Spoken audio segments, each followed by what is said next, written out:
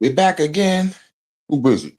Nigga Hurricane Hood News. Every views breaking you in the house again. Said the pack of men, ladies and gentlemen, from the left, right. We back again. Who is it? Nigga Hurricane Special Stories. What's up? Welcome back. I know we early with it. I know we early with it, man. But this shit is important. I want y'all to hear this. I want y'all to hear this. You know what I'm saying? Let's start off this motherfucker shit by throwing shots. Look, I know people, you know, got platforms and they be bullshit. Some motherfuckers is getting money off bullshit. They like bullshit. And the rest, some motherfuckers just want to argue, joke all fucking day. I don't got time for that shit. On some real shit. Don't get me wrong, ain't nothing wrong with joking a little bit, ain't nothing wrong with roasting, playing the dozens a little bit. Small little bit of trolling, ain't nothing wrong with that. But when you hear that shit for hours, the shit gets dry. Shit gets stale. The shit gets dead. They go, what the fuck are we going to do about this fucking government? What the fuck are we going to do about this fucked up life? What the fuck are we going to do about big pharma, big tech? What the fuck are we going to fucking do? Oh no, let's argue over Aborigines. Let's argue over Hebrew Israelites. Let's argue over Pan-Africanism. Let's argue over the word black.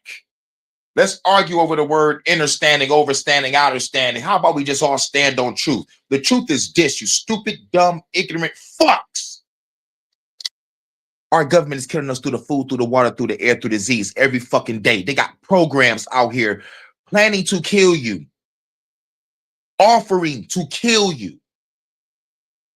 And some of you want to put your heads in the sand. Most of you want to call me crazy. Most of y'all don't want to see it. Most of y'all are law-abiding citizens that love Sky Daddy and are comfortable with the tyranny. Y'all motherfuckers are retarded. And for all the haters out there, fuck y'all. Y'all don't understand shit when it comes to truth about what's going on around you. And I try to put this shit through my music, and y'all call that mediocre. Fuck y'all. All y'all haters. And for the ones that want to troll, fuck you too. Hey, yo, Bobby Knight, I challenge you to a fucking rap off. Bring your greatest track against mine, and we'll see and decide who's the best. So, Bobby Knight, I know you love to troll.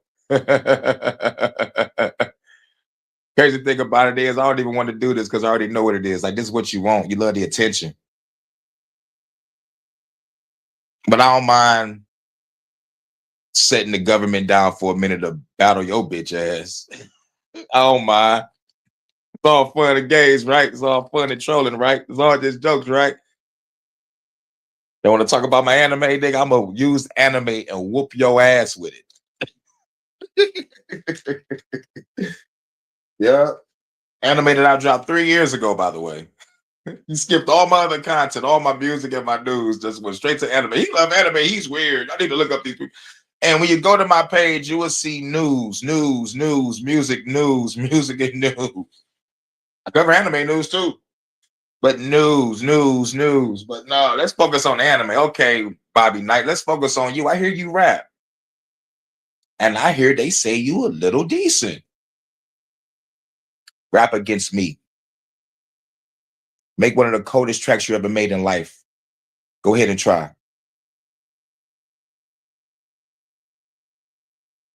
Let's just say, I challenge you to a duel. Now back to the real shit. Spread the fucking word. Anyway, for all those that fuck with my content, shouts out to y'all. Y'all the shit. Y'all the truth. Y'all phenomenal. Y'all understand the game. Y'all see the patterns. Y'all see the bullshit. But shouts out to y'all.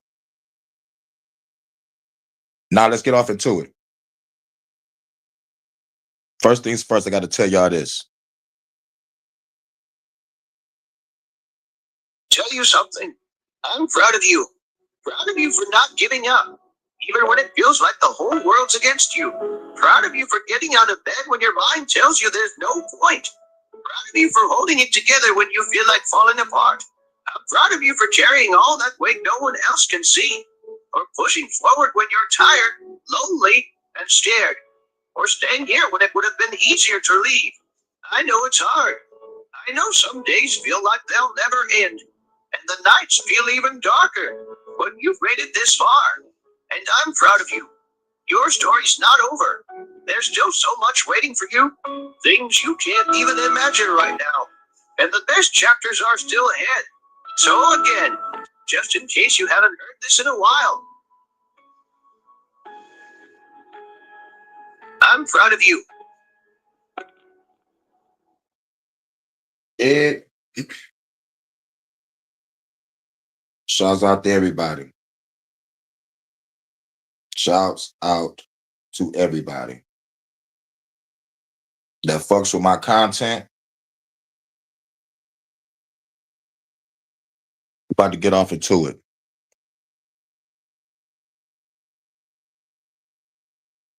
Or do I have something else? Did I have something else before that? Or do we got some other news? Wait a minute, what the fuck? Hold on 1 second, y'all.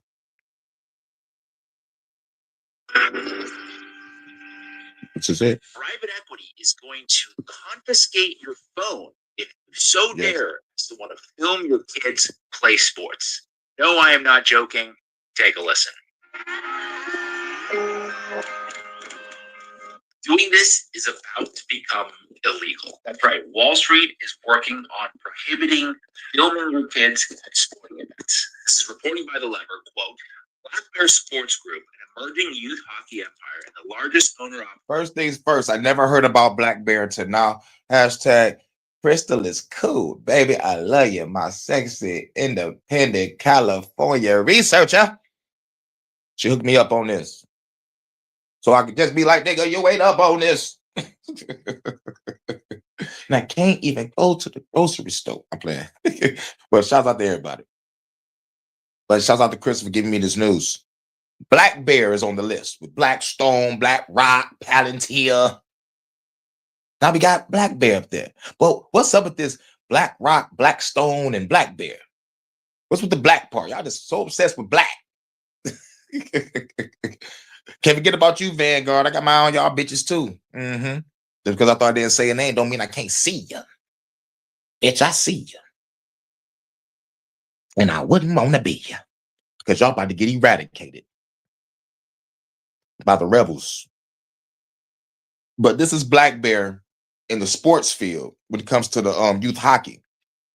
And they're making it hard for motherfuckers to really get shit done. But someone, please think of the children. Hockey rinks in the country is among the private equity-backed companies that are amassing a chokehold on recording and streaming youth sports. At Black Bear-owned ice rinks, parents cannot record, post, or live stream their kids' hockey games online.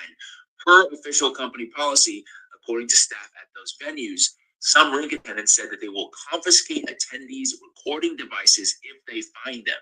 Confiscating phones, banning parents from filming their kids playing sports. Like, what are we doing here, America? Well, evidently, Black Bear is trying to get parents to buy their streaming service that costs between $25 to $50 a month just to watch their kids play sports. What? Parents at Netflix is like $17.99 a month. Okay. Now, Black Bear Sports Group, the company that's buying up all the local sporting facilities, is owned by a private equity firm called Blackstreet Capital. The CEO is this guy named Murray Bunty, and he used to also work at Blackstone Group. The company that's buying up all the houses and killing the American dream. Yeah, that one. I wrote this in a recent killing the American dream. Got Black Rock, Blackstone, Black Bear. They got some shit called Blackstreet. Shit wild, son. Shit wild, son. saying that Black Bear Sports Group is a business that, quote, acts like they care about youth sports. Every rink they buy up to add to their monopoly ends up neglected and run down. They're driving the price of youth hockey way up while ranks are breaking down, not sure what they're improving with all the money they're stealing from players' families. People ask me all the time, what does evil look like? And I would say it's guys like Murray Gunty, people that you've never even heard of, but are doing everything they can to just line their pockets while at the same time destroying humanity. My clip has since gone viral on Instagram and X, and guess what? Black Bear Sports has responded by saying, quote, "We've seen some confusion online around recording and live streaming at our rinks, and we want to clear things up. Parents are always welcome," they say, "to record videos and take photos of their own children during games and practices. Capturing the most exciting moments of our children's play is an important part of youth sports, and we have never proposed taking that away. The only restriction," they say, "is live streaming, broadcasting, simulcasting, or any other form of transmitting full games or practices. Allowing this kind of broadcasting of other children and players is a significant safety risk, given that it is impossible for our rinks, leagues, and teams to ensure that everyone on camera has given consent, especially young children and their parents." So that was posted on their Instagram, and they are absolutely getting destroyed right now in the comment section.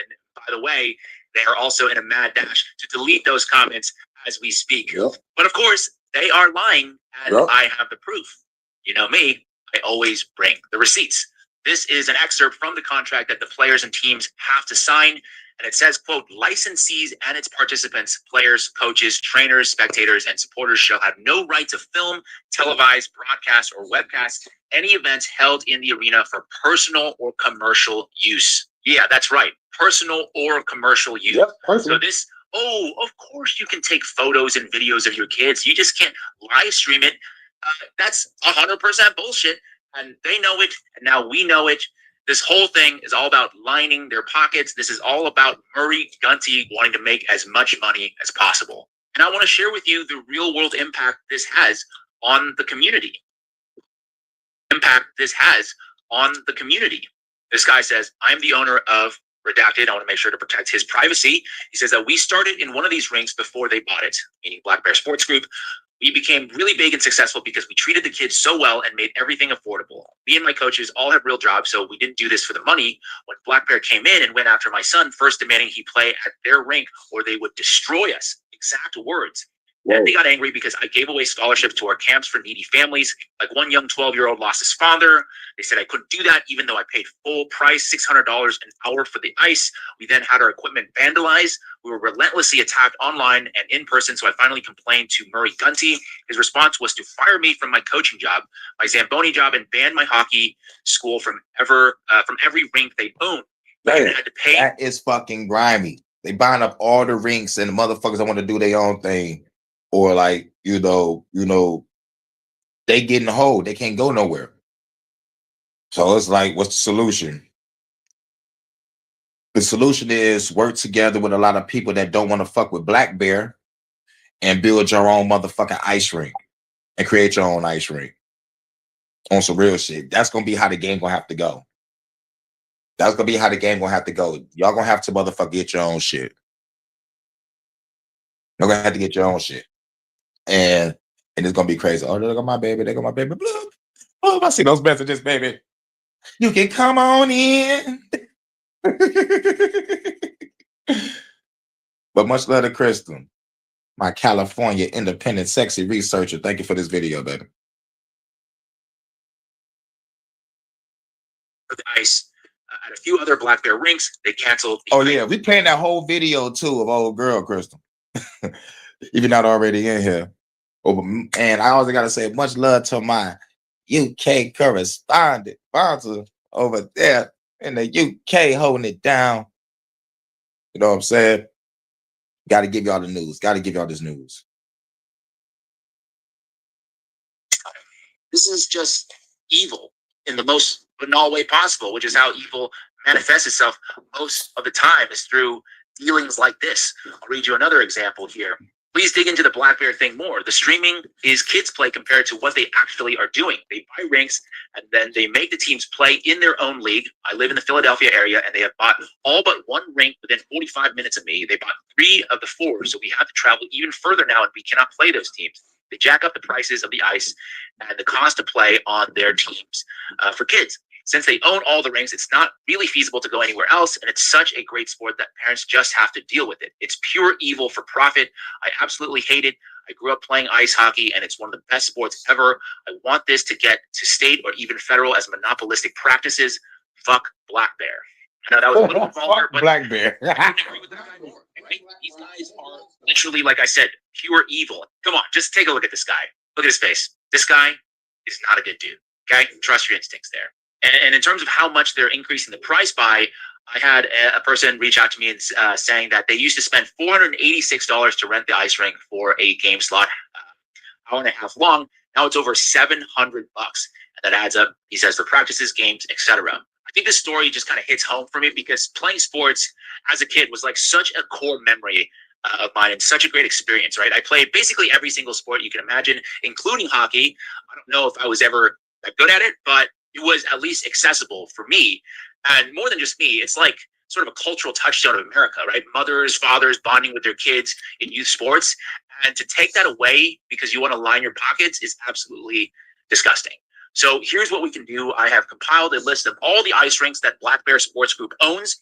Feel free to pause and take a screenshot of this, or you can still find it on their website at this URL, blackbearsportsgroup.com/arenas. And the idea here is to call them out, make your voices heard, because this is one of those issues you can actually change.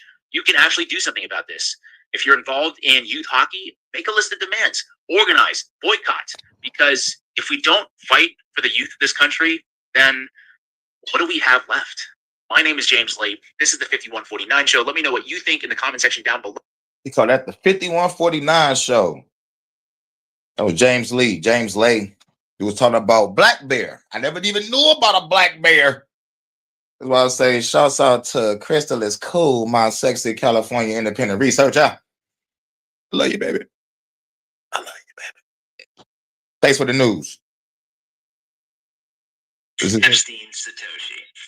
Recent news reports have exposed that Jeffrey Epstein was meeting with major figures in the digital asset world, including Tether's co-founder, Brock Pierce. These aren't just rumors. Emails confirm Epstein was actively connecting with key players as digital currencies were taking off. Investigative work by Whitney Webb has shown how intelligence agencies and tech giants have long been intertwined, and how those same networks are showing up in the world of digital money. Epstein's involvement looks less like a casual investment and more like a move for influence and control. But not everyone on the plane is necessarily a pedo either, But I think, going on a plane with him and being around him and being affiliated with him suggests that you're involved in some of the stuff he was doing, and it was not exclusively sex trafficking. Yeah. If anything, I would argue that sex trafficking and sex blackmail was really like a side thing for Epstein. Side gig, side hustle. And that his real job was currency manipulation. And that's why you have letters to heads of state being like, I want to talk to you about Jeffrey Epstein and currency stabilization, when that exact administration was developing a plan to stabilize Mexico's currency. And someone tied up in the cabal of currency traders that Epstein was in, according to the New York Times and stuff, was the person who shorted a peso and made millions of dollars. And Robert Rubin was previously head of Goldman Sachs, which has a lot of connections both to Steve Mnuchin's family, and that's where Steve Mnuchin was originally, and also to a lot of this network of billionaires that were sort of included Epstein's patron, Leslie Wexner, sort of the group of oligarchs that Wexner associates himself with were largely responsible for the rise of people like Robert Rubin within Goldman Sachs. And Goldman Sachs has a very intimate connection with a lot of those, families in that particular group, which the Wall Street Journal named the mega group in the late 90s. And this includes the Bronfmans. So, for example, the top people, the Weinbergs, for example, who were in Goldman Sachs for a long time, were on Seagrams. They managed trusts for the Bronfman family. And things like that, along with, mob-connected figures like Lou Wasserman of MCA, who also had intelligence ties and backed, most of the main presidential candidates of the latter half of the 20th century in the United States, and made Ronald Reagan's political career happen. Only in America, people trample on each other to get a good deal. Exactly half of the 20th century in the United States, and made Ronald Reagan's political career happen. And someone like Steve Bannon too was also involved around the same time that Pierce was associating with Epstein, really involved in trying to rehabilitate Epstein's image as he was moving to reinvent himself as a science and tech investor. Yeah. So why are these people making these decisions? I mean, they obviously didn't care, because even at that point in time after his first arrest, Epstein described himself as being socially radioactive. So these are people that are just no, that's fine. And like, we see something useful in you and we want to help you make that rebrand. Why? Webb's research highlights how intelligence agencies have shaped the tech industry for decades, backing companies like Google and Oracle from the start. That same playbook is now being used in digital finance. Tether, the largest stablecoin, works closely with law enforcement and uses surveillance tools tied to intelligence funding. Epstein's link to Brock Pierce is clear. Pierce met with him several times after Epstein's conviction, and their talks focused on digital assets. Webb argues Epstein's real specialty was financial crime and currency manipulation, not just the scandals that made headlines. His interest in this space was about finding new ways to run the same old schemes. The murder happened the day before the lawyer was going to testify to the IRS about unspecified tax havens. And then Epstein sweeps in and starts untangling Wexner's complicated finances at the Limited. And then you have the Limited at that time having a figure on the board named Alan Tesler, who was involved with aspects of the Promise software scandal, which is where Israeli intelligence and the CIA essentially put a backdoor into like every security agency. And Robert Maxwell was intimately involved with that. But Alan Tesler, the architect of that, one of them was a man named Earl Bryan, and Alan Tesler was a lawyer for Earl Bryan and also on the board of the Limited and involved with all, really this whole network at the same time. I mean, a lot of very weird stuff is happening in this crowd, but if you look at what they were doing, which, I do in detail in my book, it's a mix of financial crime and trying to dominate tech. And that's why you have like the Maxwell sisters, after Robert Maxwell died, the twins, create the first search engine and things like that. And Isabel Maxwell goes on to be a major player in Israel's high-tech system. Christine Maxwell teams up with a CIA top guy for I forget the CIO of the CIA to develop a company called Gilead that was basically being used after 9/11 to analyze all of this war on terror data and all of this stuff. I mean, it's just very endless. Well, it's important to understand that there was an explicit effort to limit the discussion about Epstein, to make it just about the sex crime so you don't look at anything else. It was suspected because Bear Stearns had the Bronfmans as a tax client, and Epstein left Bear Stearns because of, allegedly, because he was the SEC was investigating an insider trading scandal involving the Bronfmans' own company, Seagram's.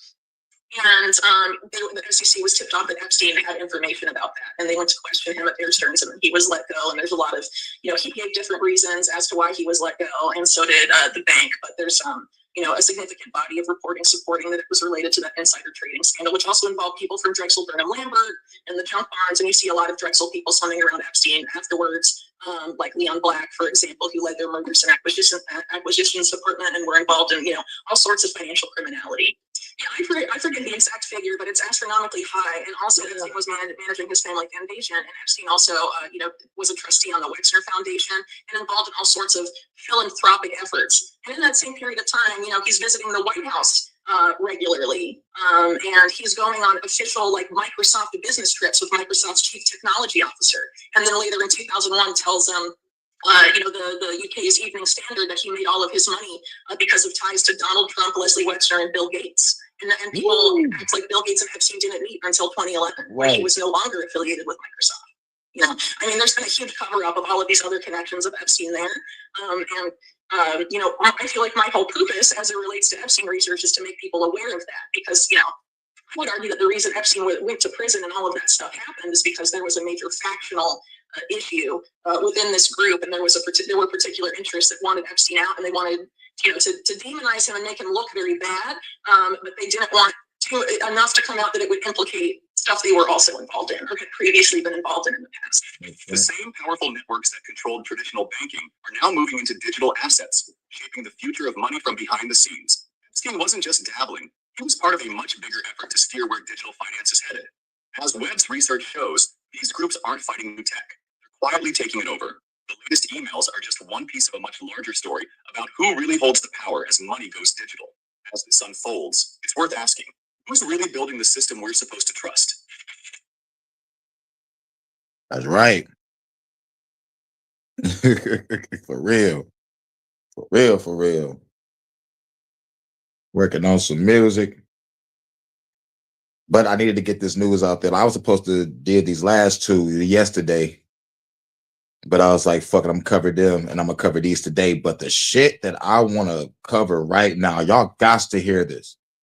Y'all got to hear this. I need y'all to hear this. I'm playing the whole thing. I was gonna break it up into small little clips, but I was like, nah, y'all need to hear this woman speak. Her name is Christy.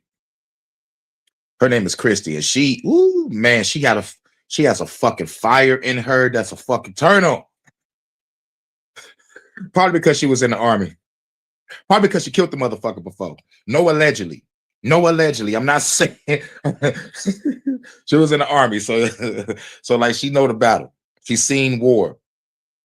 You know what I'm saying? But her name is Christy, and she's about to talk about the MAID program. And before I say this, hey yo, Bobby Knight, you bitch ass nigga, what's up? I hear you so-called know how to rap. I challenge you to a fucking duel, bitch, and we'll let Smoke Signal panel decide who the winner is, my panel, and whoever else want to show up. I'm gonna make some songs, some skits. I'm gonna run your motherfucking head through the goddamn ceiling. I'm gonna use my anime to whoop your ass with. Since you want to talk about anime so much and not cover real shit. Y'all bitches know darn well my channel was revolutionary. But it's all jokes, right? It's all just trolling, right? It's all fun, right? Oh, fuck all that. I'm about to ether your ass. Spread the fucking word. It was real crazy. I already know what it is. He wants the attention. But you don't want to get destroyed lyrically.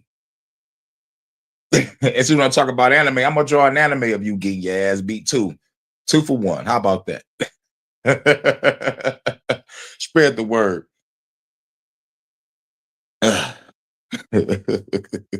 Spread the fucking word. This shit gonna be fun. And all the other haters out there, fuck y'all bitches too. Because this is gonna be the game where people have to choose sides. And and y'all gotta compromise. Me, I'm a fucking revolutionary. I don't give a fuck. I will destroy you and your fucking pseudo ass camp. And at the end of the day, most of y'all niggas can't rap anyway. Let's just keep it a bean. But real shit, you can rap. You can rap. I'm not a rapper. That's the difference. I'm an MC. But anyway, we about to get on to the real shit. Right. Facts. Truths on already got them. Right. It's like me coming at them. It's like there's niggas already stomping them, right? And I'm just trying to move niggas out the way so I can get my hits in. That's what it feel like. Like when I jump in this shit. You know, I kind of don't want to do it, but like at the same time, bitch, you want to talk shit? Let me make a dog ass diss track, a dog ass picture, and a couple fucking skits. You feel me? While I'm in the midst of working on my song for Jordan, working on another song for Phenom, and a cat. Shouts out to DJ Graves, just met dude like yesterday. He just sent me a fucking beat. I'm about to drop his song today. So I just said,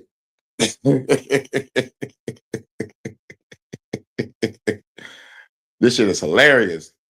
What was crazy is, and don't nobody want to call this shit out, but I'm gonna call it out. Nigga, arguing, yelling, and joking all day ain't getting you nowhere. Where's the fucking truth at? When are the fuck we gonna talk about the real solution? Instead of calling me crazy, that my solution is. No, thing about it is all y'all pussies is scared to fight and die for y'all freedom. So let's joke around all day. Let's argue all day. Let's debate about identity politics and crisis all fucking day. Fuck on out of here, nigga. Y'all know the real solution is kill the government. So let's play with words. Let's discredit each other. Let's clown each other. No, fuck all that. Let's work with each other and kill the fucking government. How about that? Let's find solutions that we need to motherfucking have. It was like, my God, we can't talk on the internet. Fuck all that. It's the fuck we can. These motherfuckers telling us in our face on the news that they're going to kill us, that they're killing us and going to kill us more in the future. So I'm going to make a plan online in your face. Let's all come together, put our money, mind, and resources together, get some land and some freedom tools, create some strategies and plans, and kill the fucking government and their lapdogs. How about that?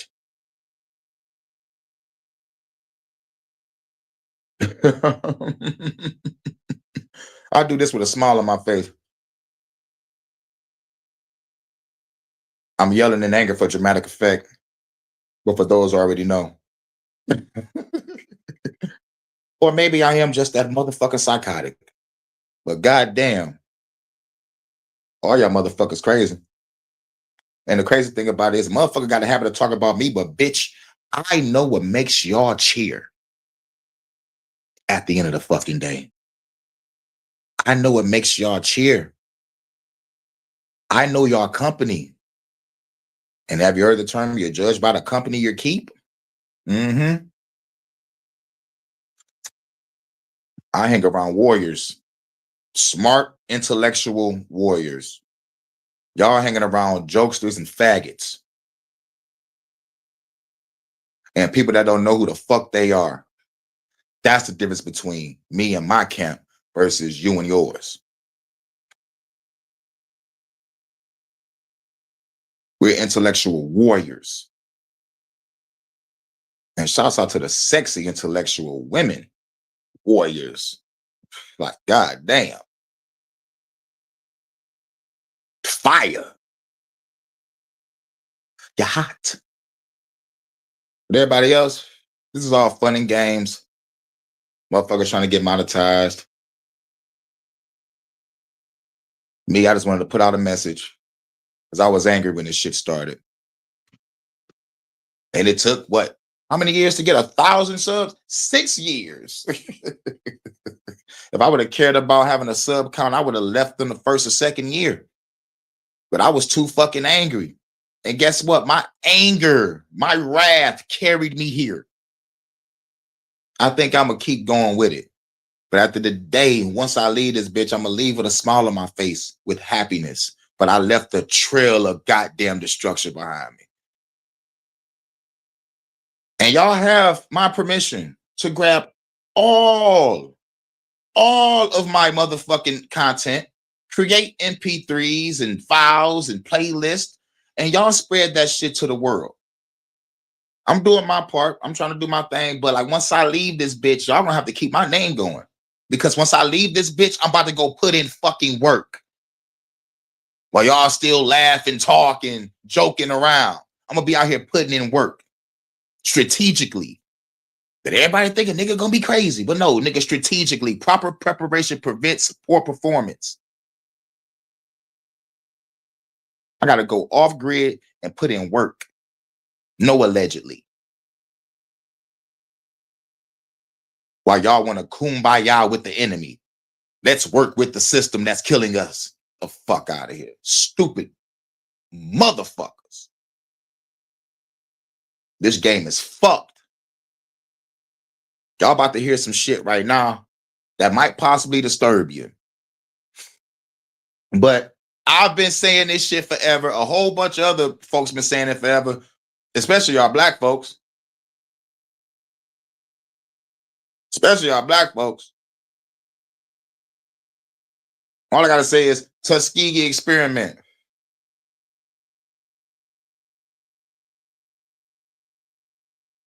And all the other motherfucking experiments that they was doing with LSD. Then the motherfucking crack. Hey, yo. But what she about to say, what Christy is about to talk about, this shit is about to get real. You said leave him alone. You said don't go there, Kay. You keep rising. Are you sure, baby?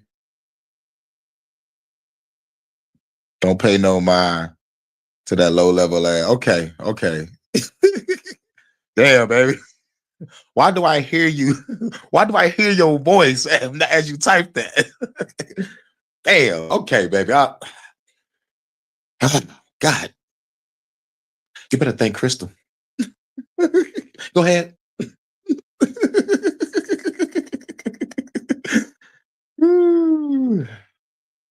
But you know it's still gonna be on the back of my mind. You gotta convince me some more. We'll talk after the live. I need some more convincing, baby. I need some more convincing. But thank you, Crystal.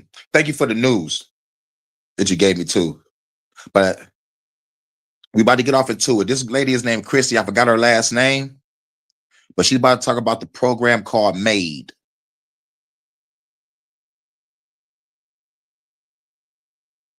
And you know what's crazy, Crystal? As soon as I give in to you, the motherfucker might say shit. Yeah, nigga, you let your girl motherfucker talk you out of it. Oh, really? Now you better get yourself killed. I already made it. Like what? Yeah. Yeah. That'll be a mind fuck. But yeah, Crystal, you're right. It's like jumping in a fight, a nigga already getting stumped out. You know, it'd be a waste of time. So yeah, you're right. But it still will linger on the back of my mind though. I'll still go roast his ass in the chat though.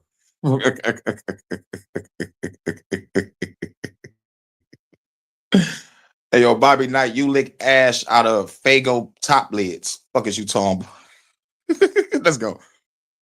But there's actually something you've been talking about lately, which is very close to your heart, and is becoming a big talking point around the Western world. Like I was on Question Time before we came here, and it was a big talking point in the UK, which is assisted dying. And you're obviously from the country that's at the forefront of all of this. Shout out to Vonta, because you got a guy from the UK talking. It's another guy from America. I think this is like a UK America collabo, and they talking to Christy. She from Canada.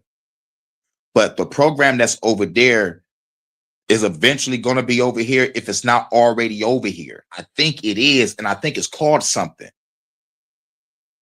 And she's going to explain it to you. But like in her country, it's called MAID. And to put in context, these people say, in so many words, oh yeah, you fucked up in the head, you got problems, you don't feel like living. Come here, we'll kill you. Simple. I'm just saying it like that. That's the most simplest way I can say it.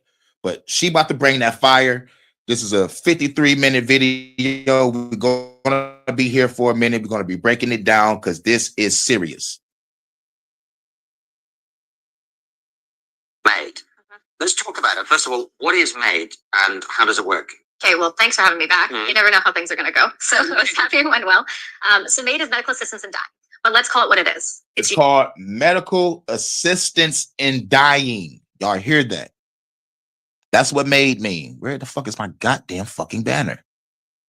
Where's the fuck is my banner? There you go. Medical assistance in dying. Yep.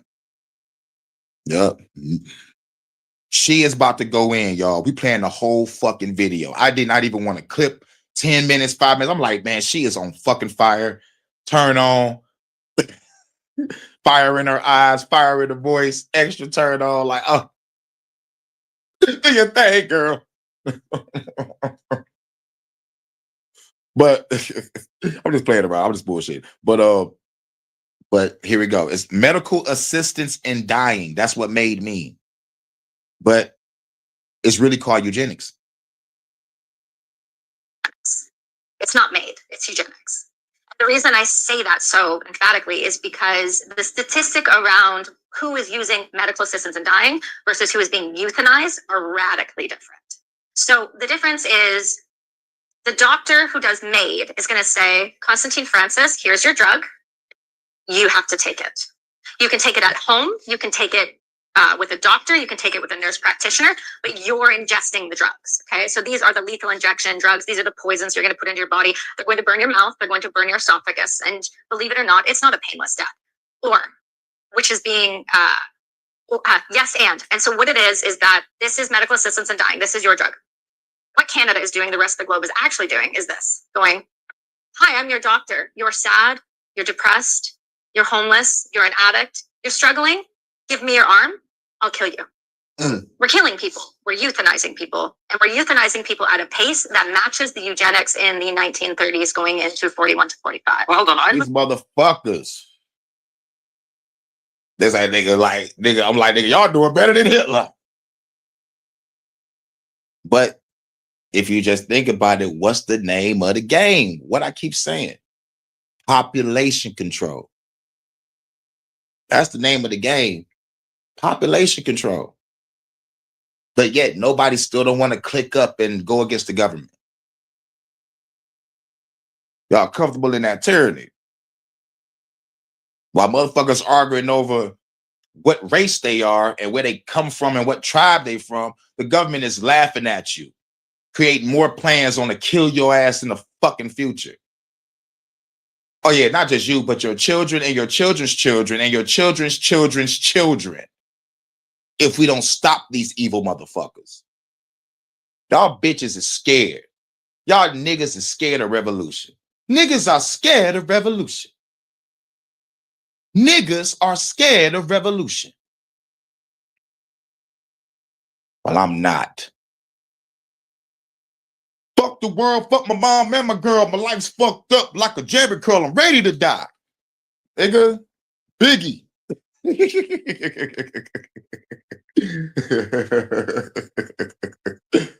But with that mentality, they want you to have that mentality.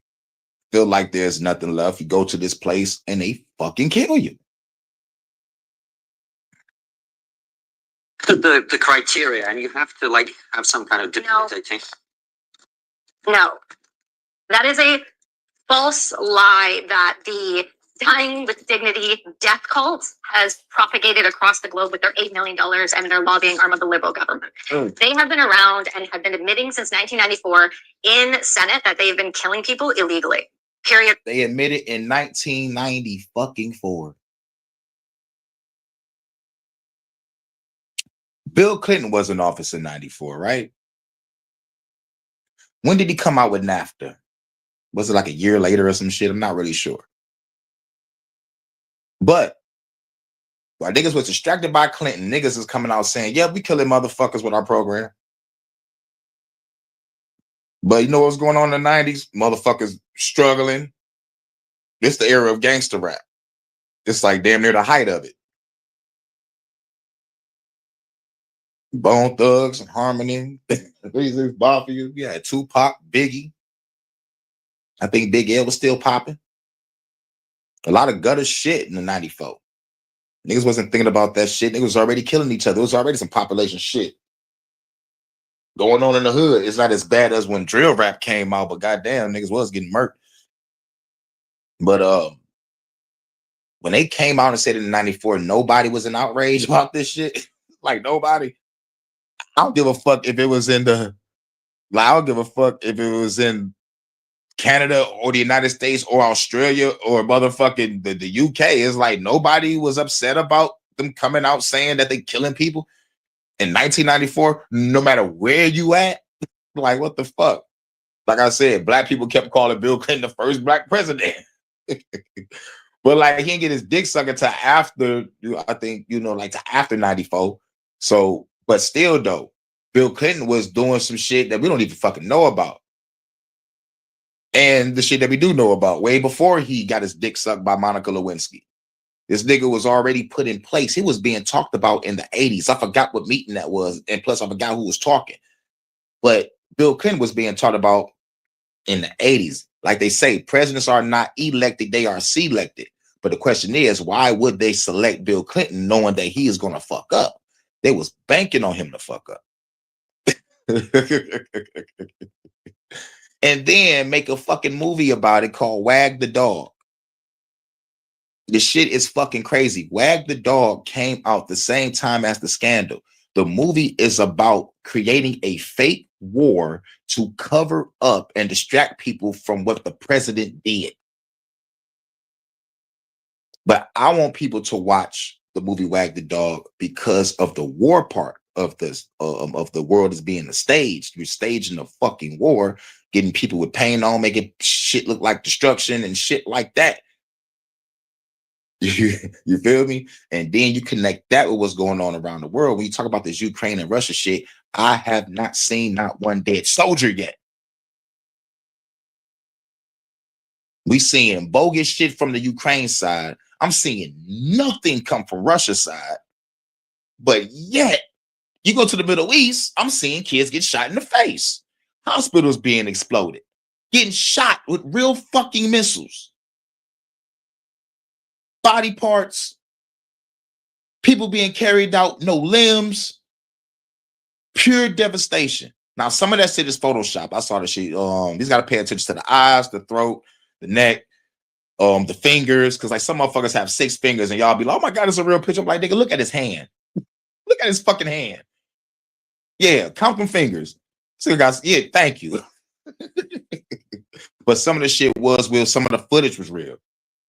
Well, I mean, or like majority of what I saw, and then the Photoshop pictures start blending in with the real pictures, and now motherfuckers are confused on if the Middle Eastern pictures was real or the videos and shit. So it's like, yo,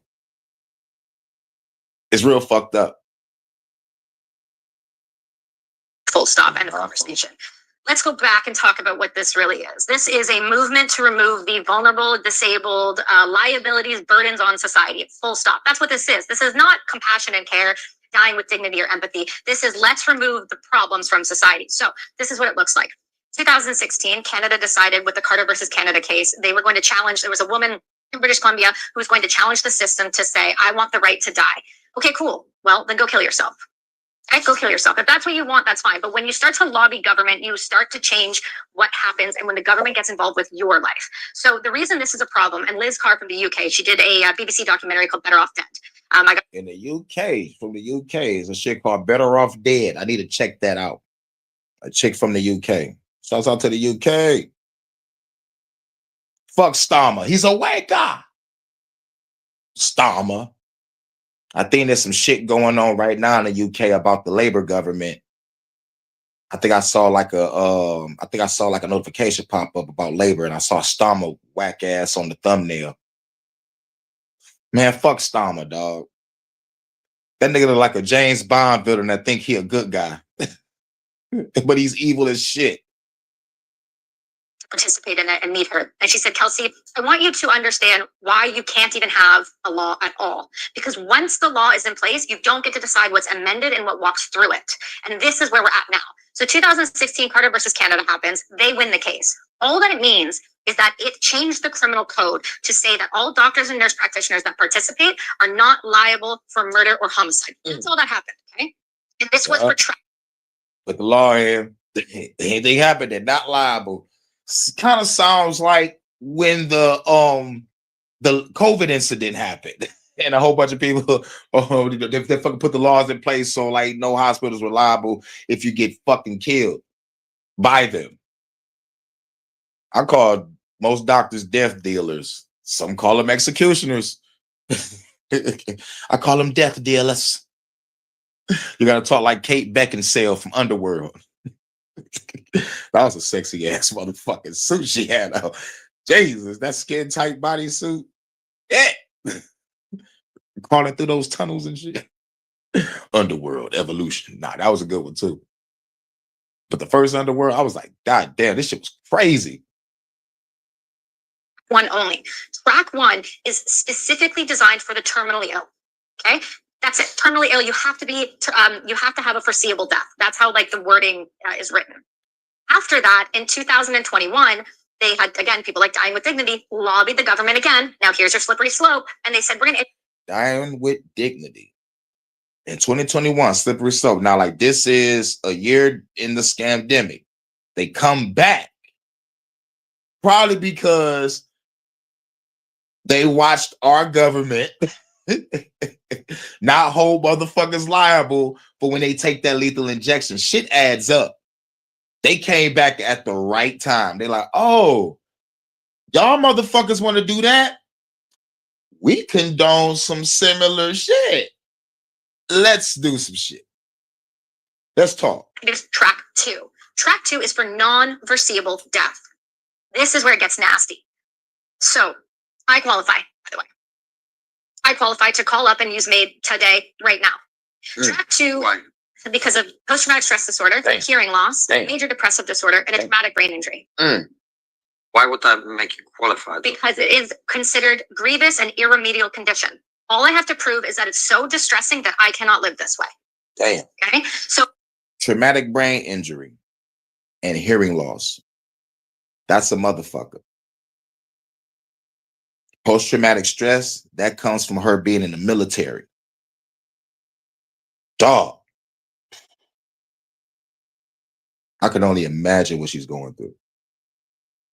I can only imagine. She got 2 hearing aids in her ear too. I think she mentioned that later on. She got 2 hearing aids, traumatic brain injury, and post-traumatic stress. I really hope she, keep eating right, keep exercising, keep exercising your brain also. Like do brain teasers, brain puzzles. Just like keep yourself mentally sharp, because like the older you get, and if you had traumatic brain injury, you might lead into like Alzheimer's quicker. Who knows? Who fucking knows? But I'm glad she's putting this message out there. It can apply to almost anything. Like, He's getting it now. right. Yeah. So the fact that you have some kind of condition that makes your life uncomfortable and can't be changed, that would apply to lots of things. Obesity, for example. Diabetes, fragility, Right. homelessness, addicts. But is that really happening, Kelly? Yes. Yes. It's happening in Canada. Quebec right now has the largest death count in the world. The province of Quebec, based on stats, based on their population density, has over 7.3% of its population last year were killed with euthanasia. Wow. 7.3%. Of the Quebec population was killed with euthanasia. Are you, Do you see why I've been screaming for 2 years? I find, with all respect, I find it hard to believe. Would you like me to show you the stats after? Well, I'm sure. You see, I've been screaming for 6 years. They're killing us through the food, through the water, through the air, through disease. But nah, I'm crazy. Nah, I'm overreacting. Nah, fuck all that. Well, y'all motherfuckers arguing and debating over identity politics and where the fuck you from. I'm trying to tell us, like, nigga, fuck all that. The government is killing us through the food, through the water, through the air, through the disease. We need to take these bitch ass niggas out. Or most importantly, take back our fucking land that was taken from us. And yet they put laws in place so we can't retaliate. Fuck these bitch ass evil motherfuckers. Just because you're not pulling a trigger doesn't mean you're still not just as evil as the motherfuckers pulling the trigger. For example, healthcare CEO. Yeah, your ass sit at a desk all day, but you got millions and millions and millions of lives in your hands. And you get to choose who lives and who fucking dies. You may not be pulling a fucking trigger, but you're worse than a nigga that's pulling a fucking trigger. Just as worse, if not worser. Because you can kick back, rub your hands like Birdman, and not only collect organs, but a motherfucking paycheck. Evil. I consider you worser. And the healthcare CEO got what he fucking deserved.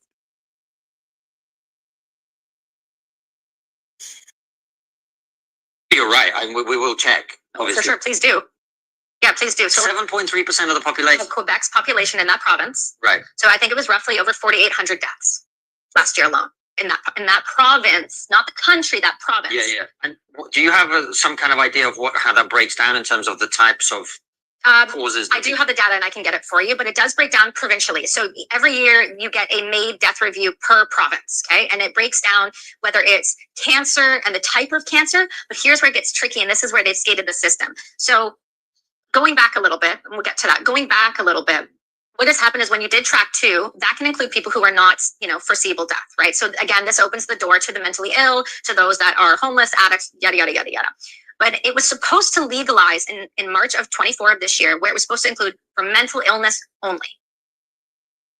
So we just had this conversation right before. So let's put a pin in that. What do we mean by mental illness? Are we talking about schizophrenia? No, depression, schizophrenia, bipolar 2. We just had a lady, her death was scheduled last week. We got it stopped because she had bipolar 2 cycling, and she did not qualify, but she was going to be mated because she was offered euthanasia after the first Zoom call with Dr. Ellen Weeb in Vancouver after she doctor shopped because she could not get qualified in her province. Right, so she could have been having a manic episode. She was.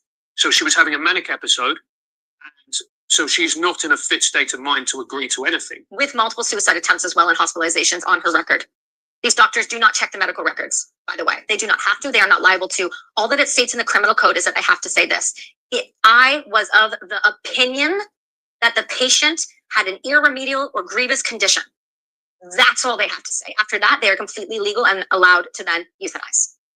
Bracken. They're all to say. After that, they are completely legal and allowed to then euthanize. That's horrifying, because that's not the Hippocratic Oath is do no harm. That's in direct contravention of that. Well, we're making. But at the end of the day, what people are still failing to motherfucking realize. I told them, read John D. Rockefeller's Secret Covenant. He don't want a nation of thinkers. He want a nation of workers. He don't want people healed. He want people more sick. That's how they get their money forever. Remind you, our food is banned in over 60 plus countries. Mind you, I'm talking about my country, but no telling what it is in Canada. But she says later on that someone is not getting health care. Now I'm thinking that the whole country of Canada gets health care. So I guess now it's certain places free health care, certain places not, but goddamn, I could have sworn everywhere was free health care over there in Canada, but I guess not.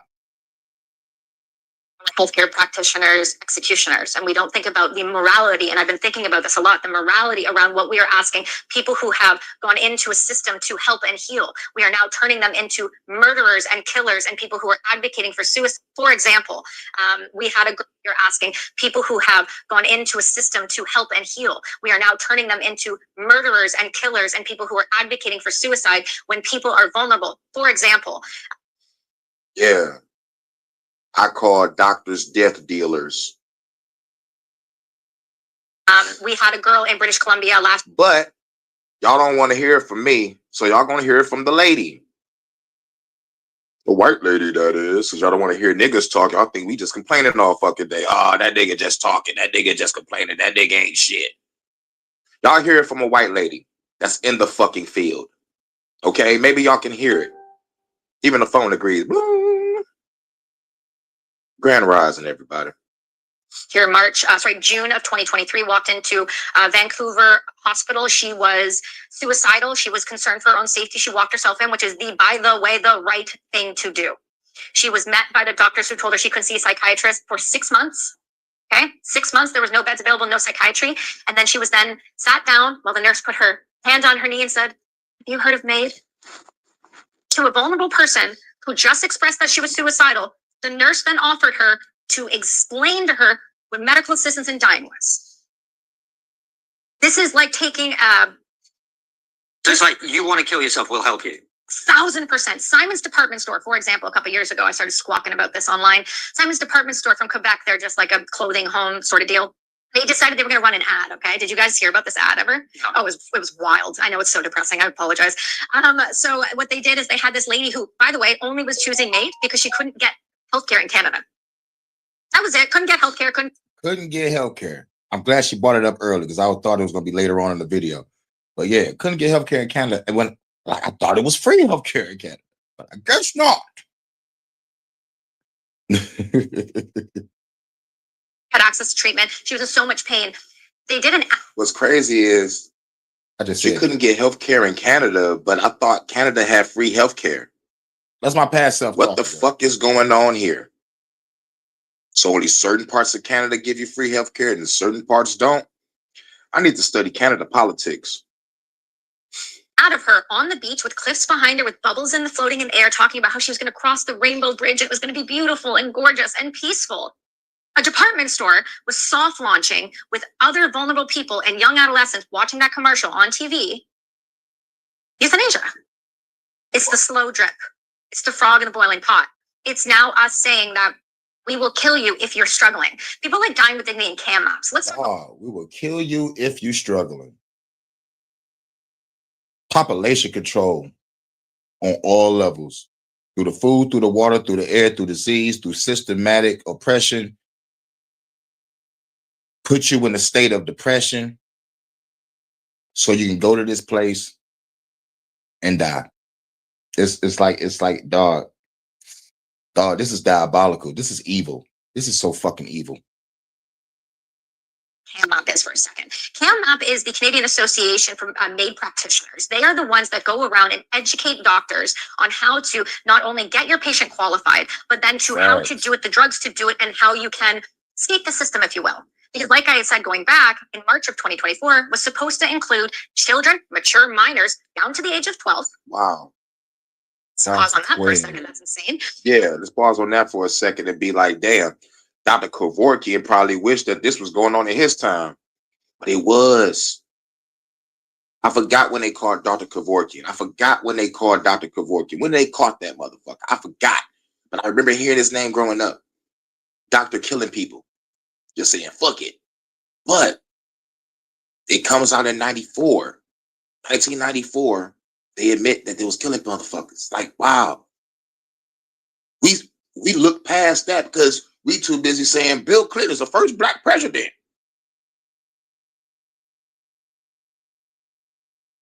Like, I was struggling in the goddamn 90s. Because my mom wanted to be on that shit. That's insane. And then mental illness alone. Mental illness or mental health? Because Mental illness. Because that's one of the distinctions that is really blurred in our society. Because, you know, if you're depressed every now and again, that's mental ill health. Whereas if you have schizophrenia, that's mental illness. Do you know what I mean?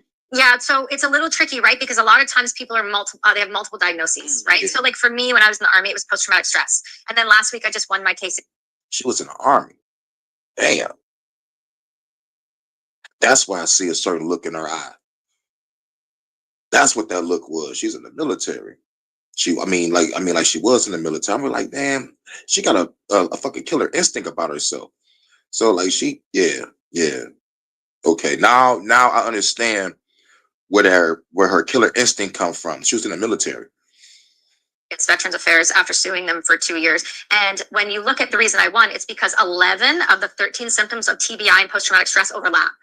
So I was finally able to get the diagnosis of my traumatic brain injury separate from that. So mental illness, PTSD, mental injury, mental health, other things. When we were talking about the fitness component right before, about how important it is to stay moving, how important it is what you put in your mouth, because it is directly responsible for 90% of the serotonin that goes to your brain. Mm-hmm. When we talk about things like our broken systems, our healthcare, our food systems, no wonder people are on more SSRIs than they've ever been, which is serotonin drugs for depression. No wonder they are on all of these other drugs for mood stabilizers. It's because we feed our children garbage. We tell them they don't need to move, and we tell them that it's perfectly okay to sit in front of video games all the time. And then we wonder why they're depressed and want to kill themselves.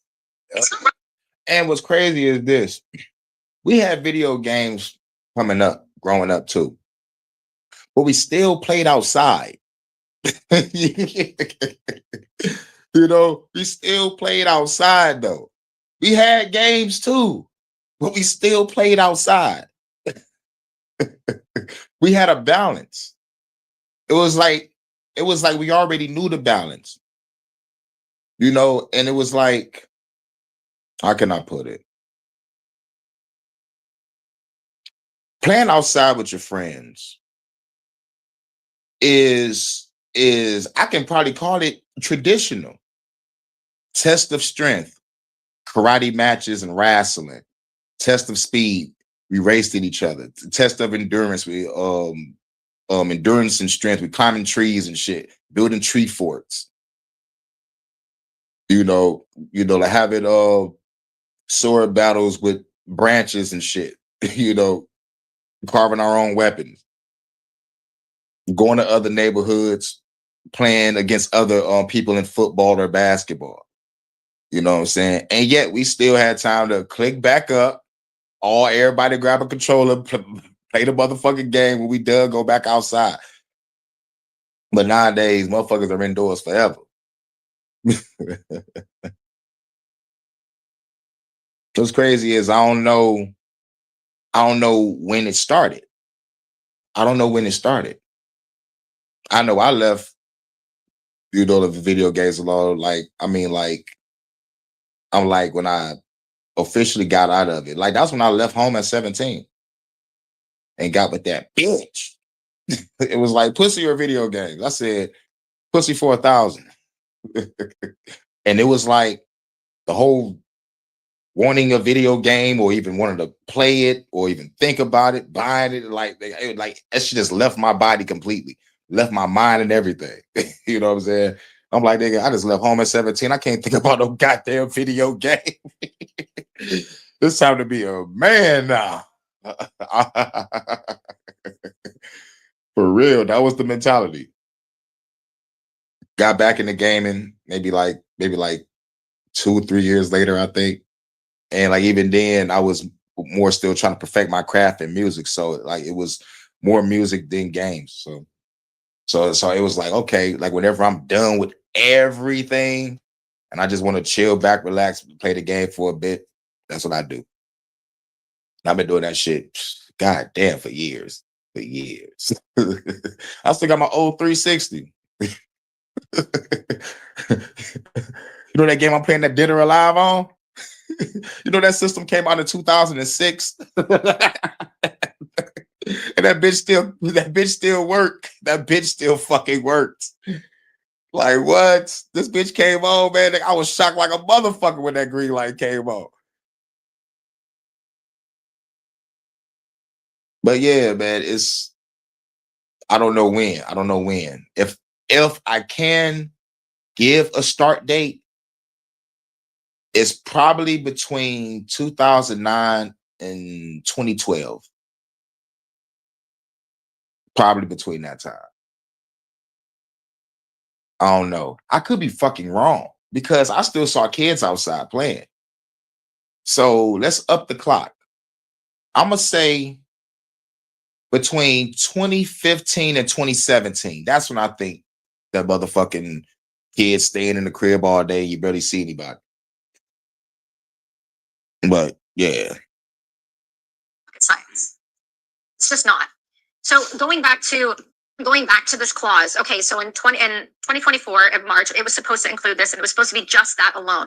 What had happened at that point is we were getting phone calls from group homes in Vancouver and other locations, hearing about groups of teenagers that were making a suicide pact that once this went into law, they were all going to walk in together. These kids are being manipulated to believe. What the fuck? This was last year. They was about to put a law in place. If you got a mental disorder, you just come in that bitch and die.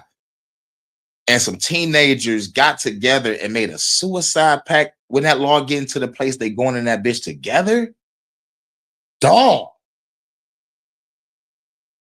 In the words of Eminem, where are the parents at? But look where it's at, middle of America. Now it's a tragedy. Now it's so sad to see. They attack Eminem because I rap this way. But I'm glad because they feed me the fuel that I need for the fire to burn it, and I get returned, and I am whatever you say I am. That's my shit. This is best album, the Marshall Mathers LP. But seriously, where the fucking parents at? What the fuck they doing? They probably doing nothing. They probably on drugs, or they probably gave up and depressed they fucking selves. Or they got none at all. And they in foster care, or they chilling at a friend's house. It's fucked up. It's fucked up. It's fucked up. People like Dying with Dignity's children's books, that this is a peaceful situation, that it is wonderful, and you are a burden to society, so you should eradicate yourself.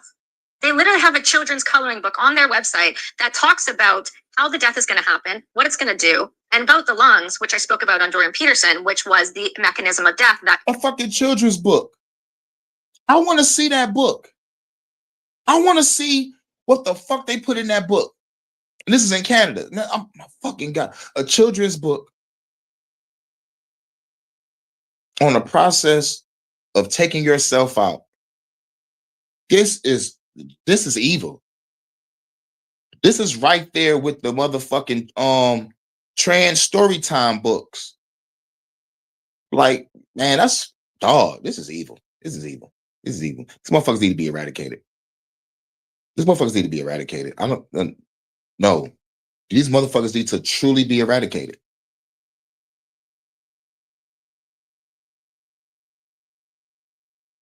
Dog, man. Dog. It's like when I watch these movies, and you know, the good guy, right? Got to stop the so-called eco-terrorists. And you find out the eco-terrorists is really the good guys.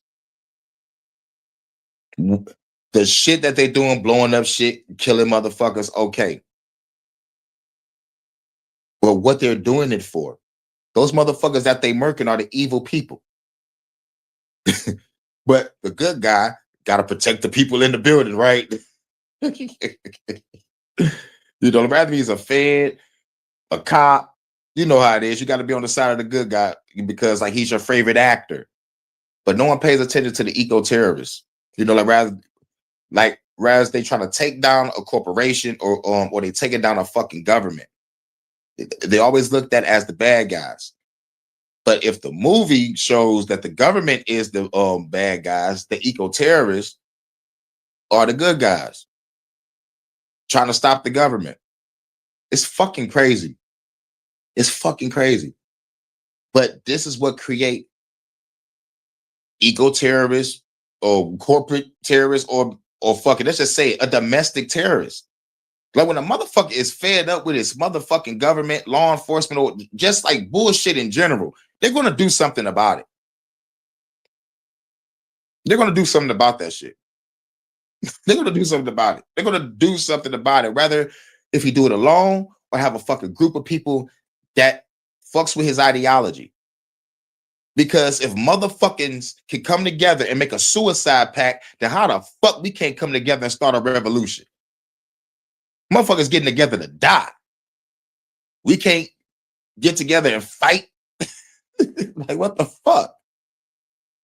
Nah, thou shalt not kill. You a Christian, right?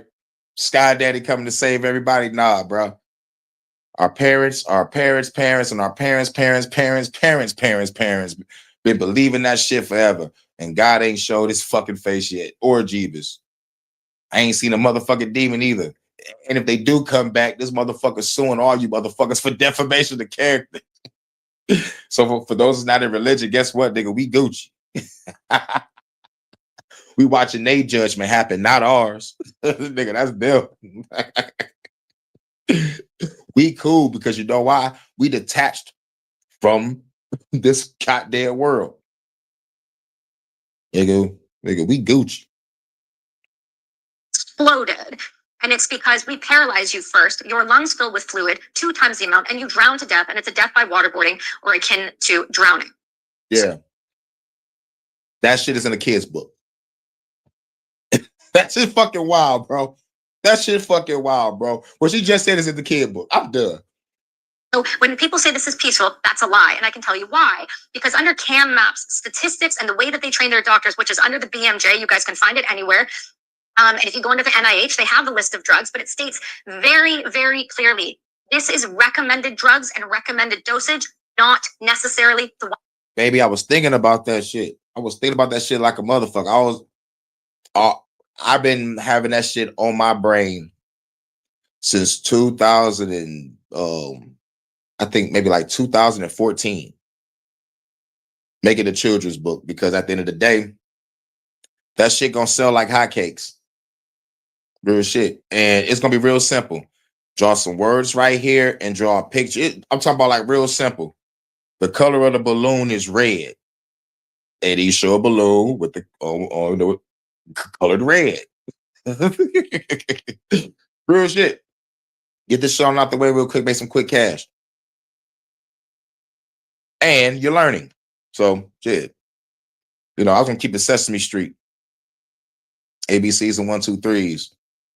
But the pictures, I don't know what art style I'm gonna use.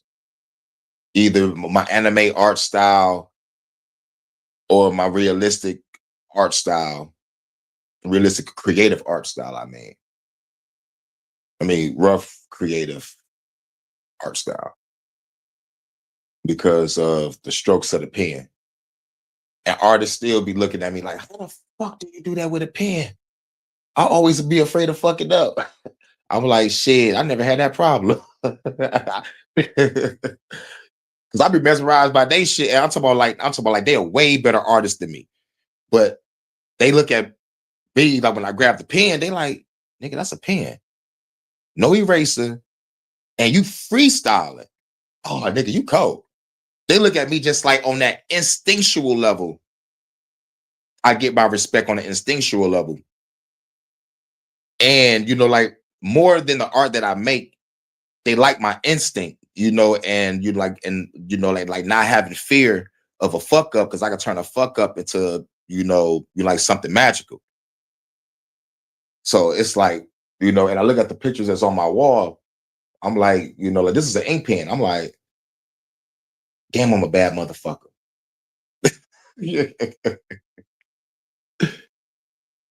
But wait till I get my art supplies back. I'm about to get ballistic. That need to be used. That right there leaves the door open for absolutely any drug to be used. We know the amount of propofol they use burns your veins, so you're in excruciating pain, but you don't feel it because the first drug they give you is to calm your anxiety and your fear. That's literally the words that they use. And then the second one is a paralytic, and then the third one shuts everything down. If it shuts everything down, and I say if very aggressively because it is mandatory to have 2 MAID kits for a reason. So you get a double dose? No, it's in case it doesn't work the first time. And there has been cases of people who have suffered for up to 31 hours. That is fucked up. You're drowning for 31 hours. That's hell. That's, man, dog, I want to do something. When I was listening to this chick speak, I was just like, man, I need a crew. We about to arm up.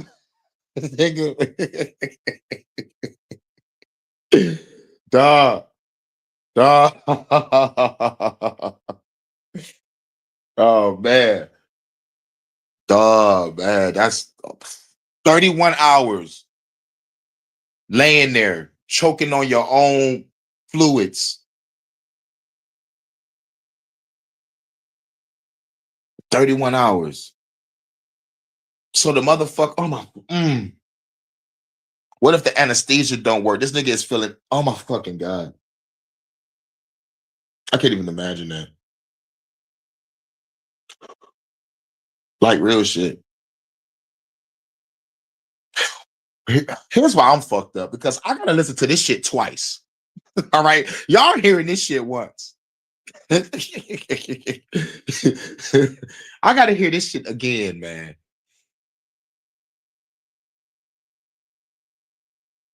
Hours. 31 hours. Days. Sorry, man. No, it's I mean, it's not fine, it's awful. Kids. How can you justify euthanizing kids? Well, Quebec is including infanticide for children up to the age of 1 now. What? That's what they are. The first nigga, me and that nigga did that shit at the same time when I first saw this, and it's still the same reaction every fucking time I hear it. We about to euthanize your kids up to the age of 1. It was like, what? Nigga, I was like, what? At the man, it's still the same reaction every time. Like, what? What the fuck you just say, bitch? Whoo, these niggas are fucking evil. So the healthcare director, what is it called? It is the physician, the college physicians. I'm not going to say the name of the individual. They have lobbied and stated that they would like to have the right for infanicides for children up to the age of 1, or children that are born with such a debilitating issue that they then can qualify for medical assistance in dying. So what do they classify as a debilitating issue? Well, they seem to think things like Down syndrome are, or what was the other one that I just read? Spina bifida. Somebody just qualified for spina bifida. We also have individuals qualifying for hearing loss. People who are blind. We have individuals. Hold on. So if you have a blind baby, you can have them euthanized. They are saying that is that issue going to be an irremediable, grievous condition for that child to grow up in? So if you feel that your child is blind or deaf and therefore is likely to suffer, you can have them killed. Quebec is discussing this as their new, this is the College of Physicians. So this isn't approved yet? Well, so here's the thing. When you say, is it approved? This is where I get a little cranky about it, because it's not approved to kill people with mental illness, yet we're doing it. And the way they state the system, and you can look at under BP stats, under the healthcare report last year, under MAID, is the first thing they see.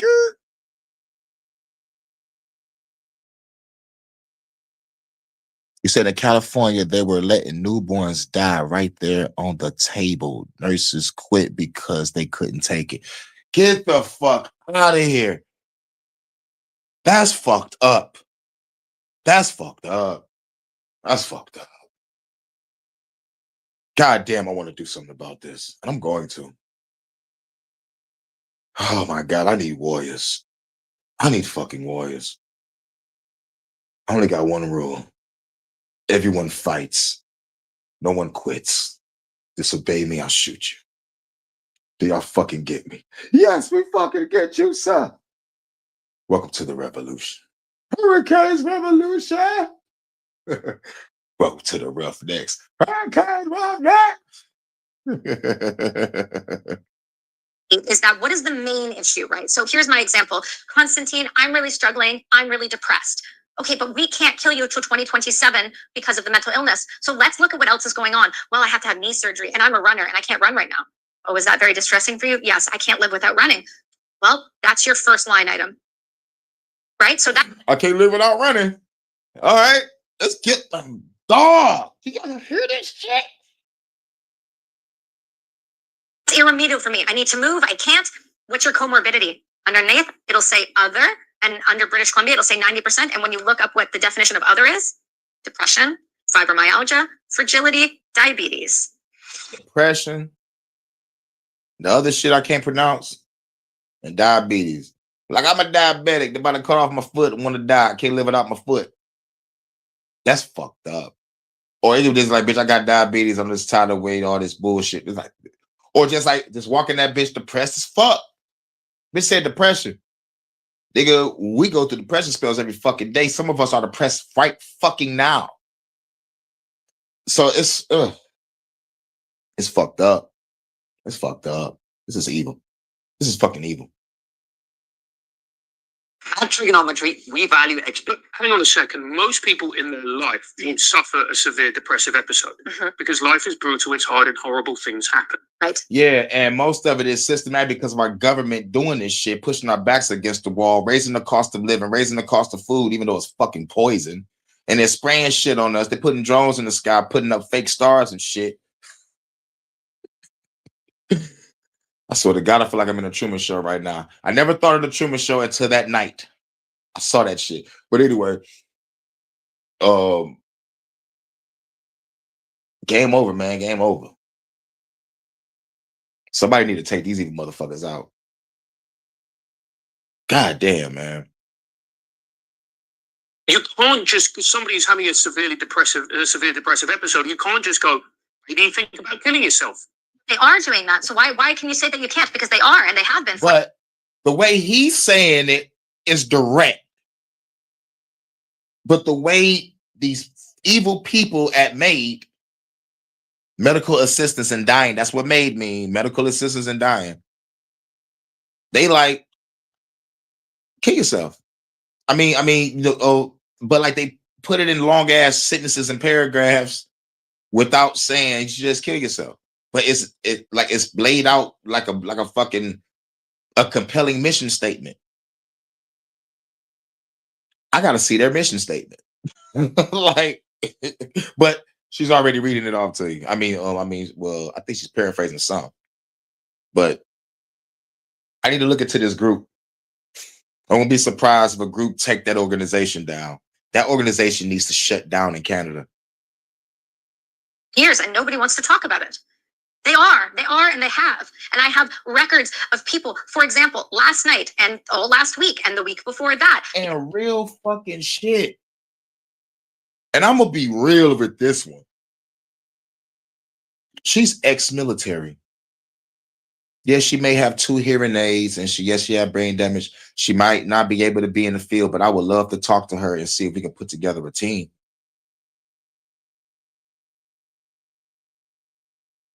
And she will lead the team. Real shit. Because at the end of the day, my first revolutionary warriors are going to be niggas from the motherfucking military. Like real shit. It's like already got the fucking training. Already got the fucking training. And the people that we bring in to be trained, they're going to be trained by the fucking best. From all branches of the government that they was, from all branches of the military department that they was in. Navy, Marines, Air Force, Army, revolution. And I know I know she'll want to be down. If she don't want to be down, she'll think about it. But if I tell her that you will lead the team, everything she say go, just put me out there on the field. So we can take these motherfuckers out so I can show my strategic side and we can work together and get some shit done. But she gonna have to be in the shadows. She gonna have to be in a super shadow. She gonna have to motherfucking everything. She gonna have to get equipped.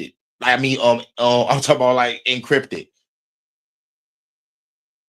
She might have to make a couple more videos, talk about this shit, and then just get off the radar.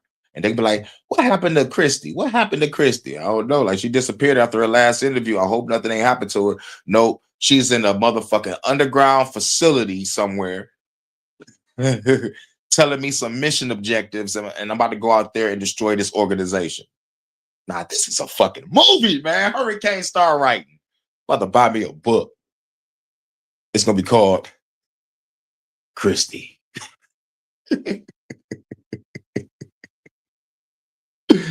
She'll fight at the end. She's gonna fight the head boss of the organization. I'm gonna be doing all the motherfucking work through the whole fucking book until we get to the end. She gonna do her thing. I'm like, yo, I'm like, are you sure you wanna go out there? Like, you got 2 hearing aids, you got brain damage, and we about to be out here shooting some shit, blowing up some shit. I don't want your shit to get fucked up. You good? She'll be like, I'm good. I've been waiting for this day. I'm like, okay, I believe you. Let's go. Like Captain O.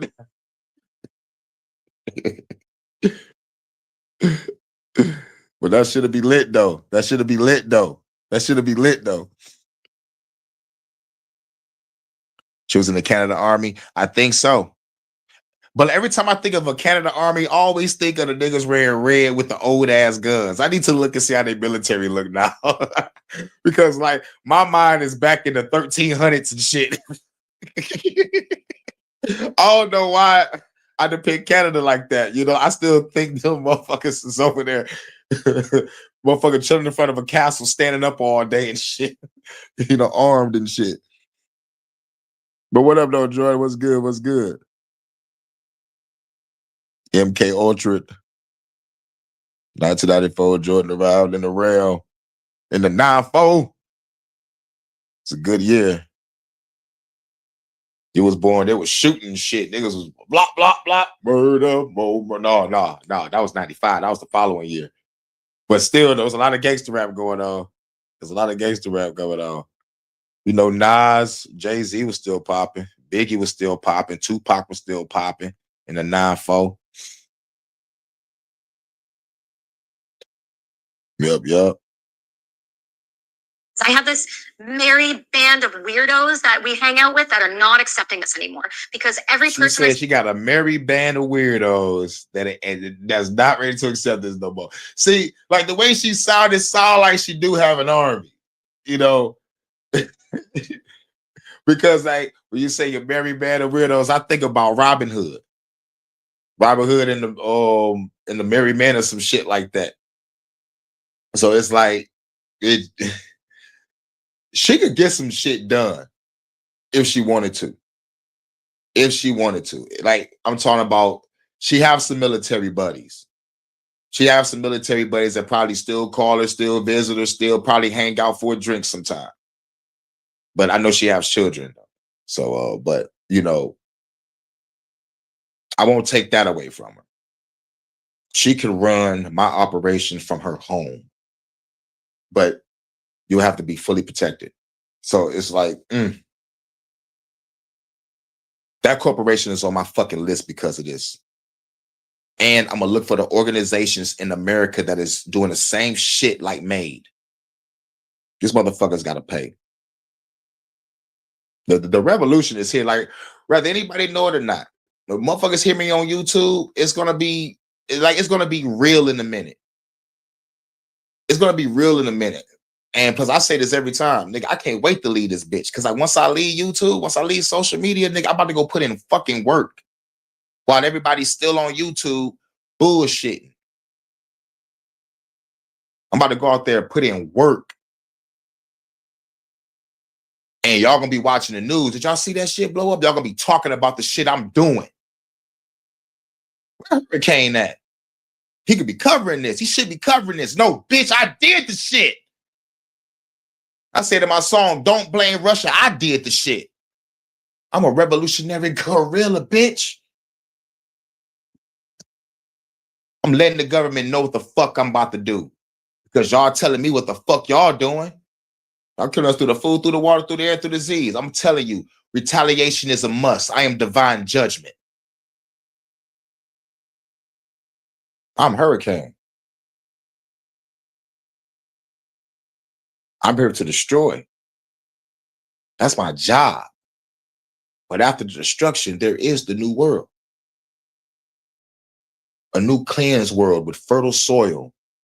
The sun will finally shine properly. No chemtrail haze anywhere. Your water will be officially clean to drink. I'm putting an end to all this shit. Whether anybody fucking like it or not, or know it or not. If I gotta die, so be it. My message will reign throughout this fucking world and throughout the cosmos.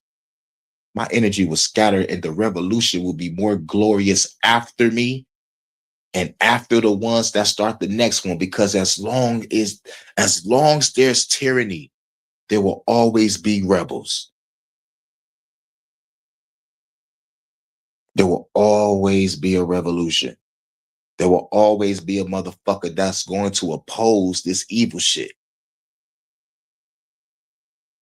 It's time for a change.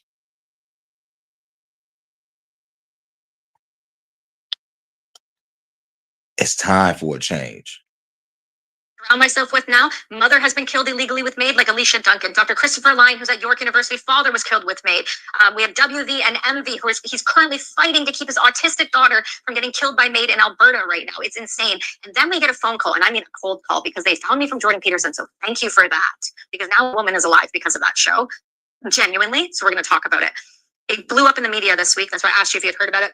I can't say the names of the people. Obviously, the court case can't. This father called my friend Alicia Duncan, whose mother was killed, and said, my wife has akathisia, like Jordan did. She had bipolar cycling 2. She was on barbiturates and other medications. She's tried to wean off. It has not gone well. We found out she went behind our back and she applied for she doctor shopped and applied for MAID outside of the province because she could not get qualified in our province. Okay. There was 2 Zoom calls. She was approved on the first 60-minute Zoom call with no medical records, with no discussion with her doctors, with no discussion with friends or family, or no discussion to even prove that she had that issue. Which, by the way, she has a history of mental health problems. So she got approved. They were flying out last week to British Columbia to Willow Reproductive Health in Vancouver with Ellen Weave, and Ellen was supposed to execute her at 7 p.m. on Sunday last week. Okay? We got a hold of the family and provided everything we could, and they got an emergency in the 11th hour for the first time in British Columbia, an injunction put in for 30 days to protect this woman from herself. Mm-hmm. This only happened because people are talking now that this is wrong. The reason Ellen Weave needs to be investigated immediately is because as of 2022, and this was in the National Post as well as several other, including Liz Carr's documentary, up to March of 2022, she had killed over 400 people alone. Damn. She has stopped saying the number since. That's 2 years ago. Mm-hmm. She does abortions by day and does MAIDs by night. That's fucked up. Abortions by day and the MAID program by night. He's even picked her own patients up at the airport, brought them, which is completely unprofessional, brought them to her place in Vancouver, sat them on her couch and killed her herself. And if you can't find a second assessor, she'll find it for you. And she'll do it in 24 hours. And she would get that shit done in 24 hours. Females are ruthless. This is why I say, girl, you can lead a team. Send me out there. Send me out there. Put together a strategy. Grab your military buddies. Man, let's do this shit.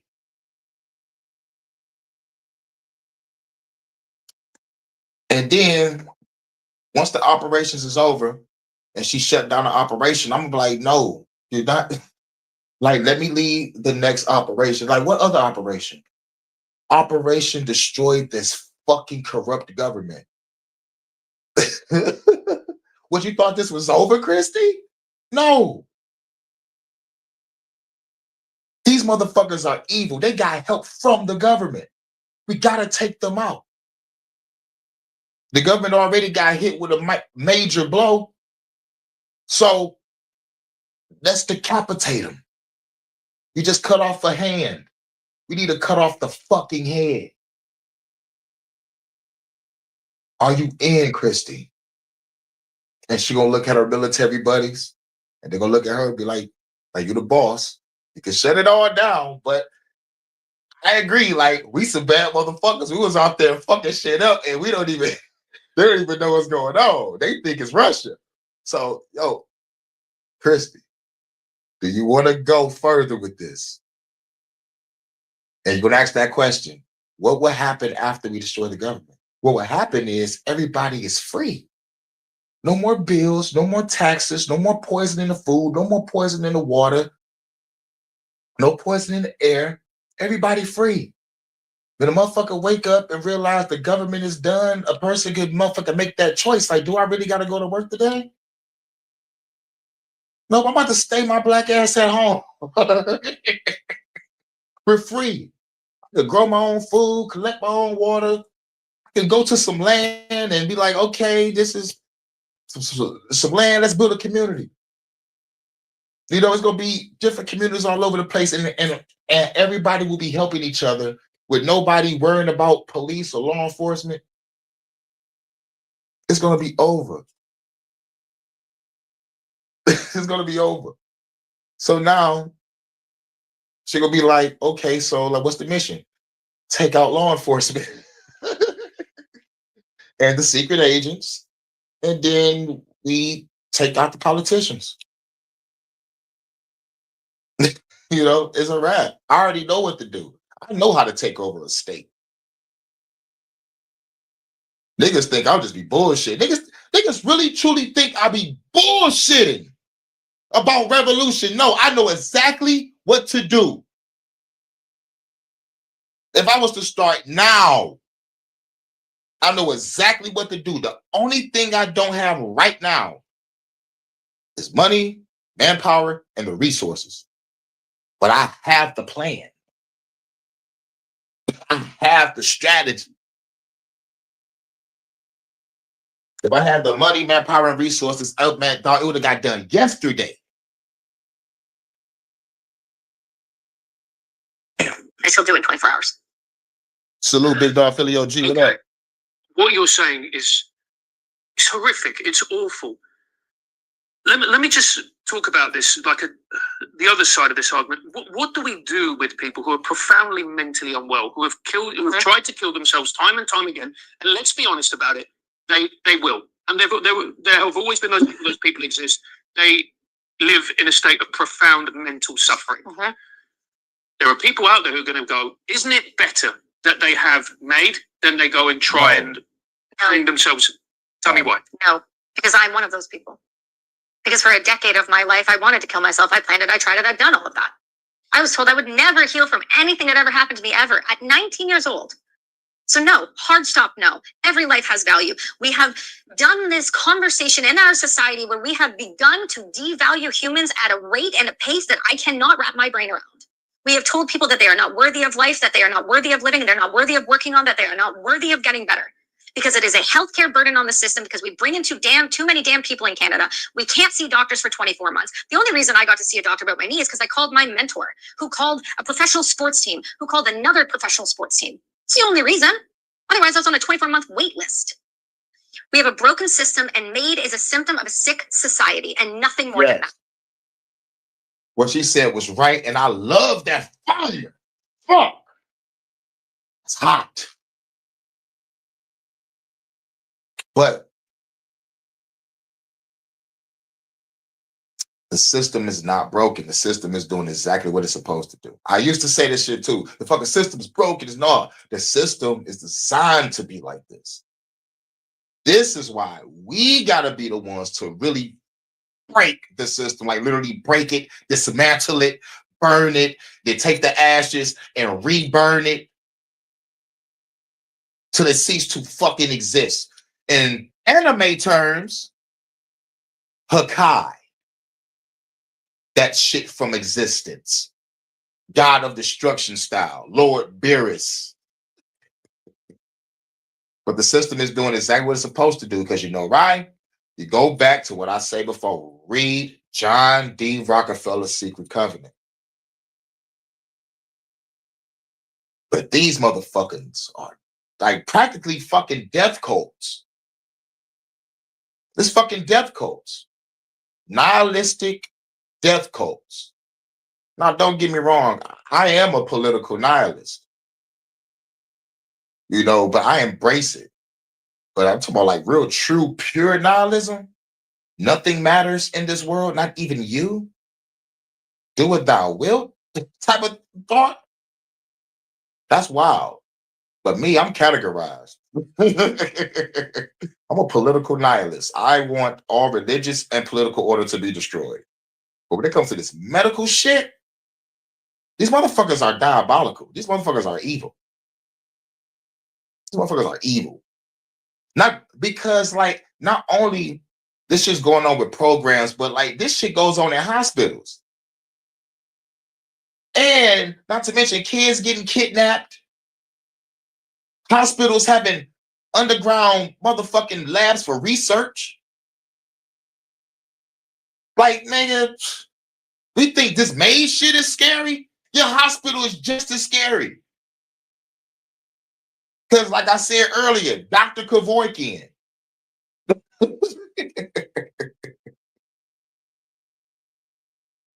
You know? It is no different than the way that the Nazis went around from 41 to 45, convincing parents and World War I shell shock, post-traumatic stress victims that they should be handed over to the state and euthanized because it was easier to deal with. Because how dare they have to struggle in life? Part of the reason why people who are able to come out of depressive states and injuries and ailments is not because they had some magic support system. It's because they had a will to live. And when you take the Damn. That's the only reason why I'm here. I wanted to kill myself. Years. The will to live. Not thinking about nobody else. Fuck that. I just got the will to live. I'd be like, I'm into music, art, literature, podcasting, gaming, meditation, Tai Chi. I love a good run now and then. Chill by the water.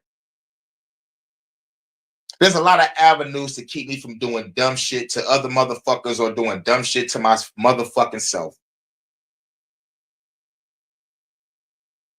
The will to live. For myself. Not for others, but for me. Not even thinking about life, just going with the flow of what I love. That's what got me out that depression. Willpower and doing what I love. Unapologetically. Not giving a fuck. Shit.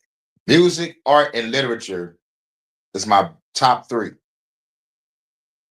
I love my art. I've been drawn since the age of fucking 5.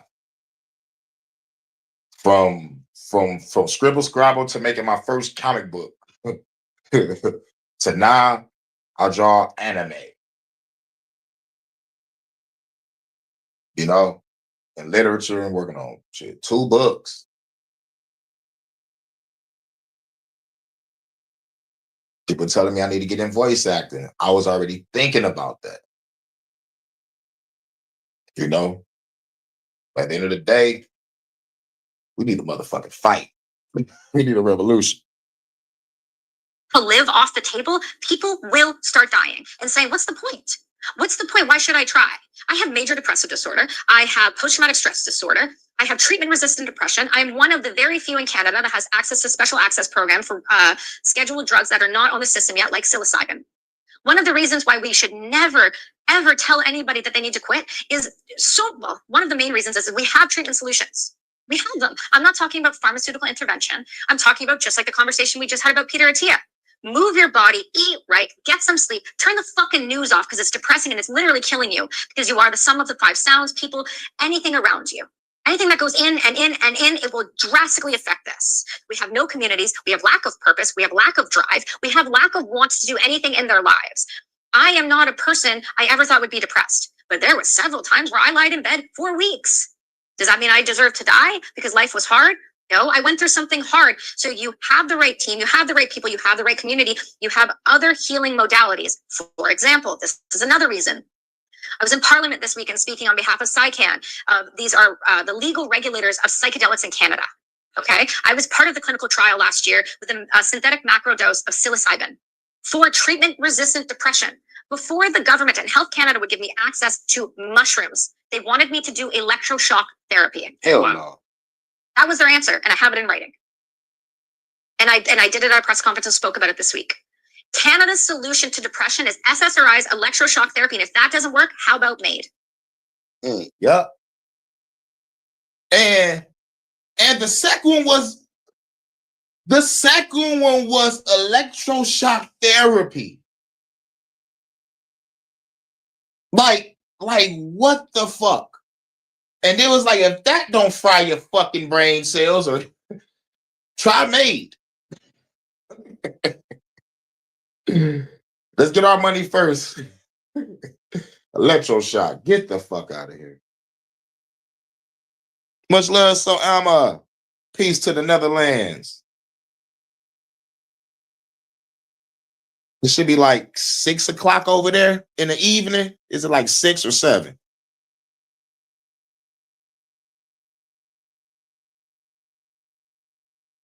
Because it's 11:17 over here. It's 4 o'clock in the UK.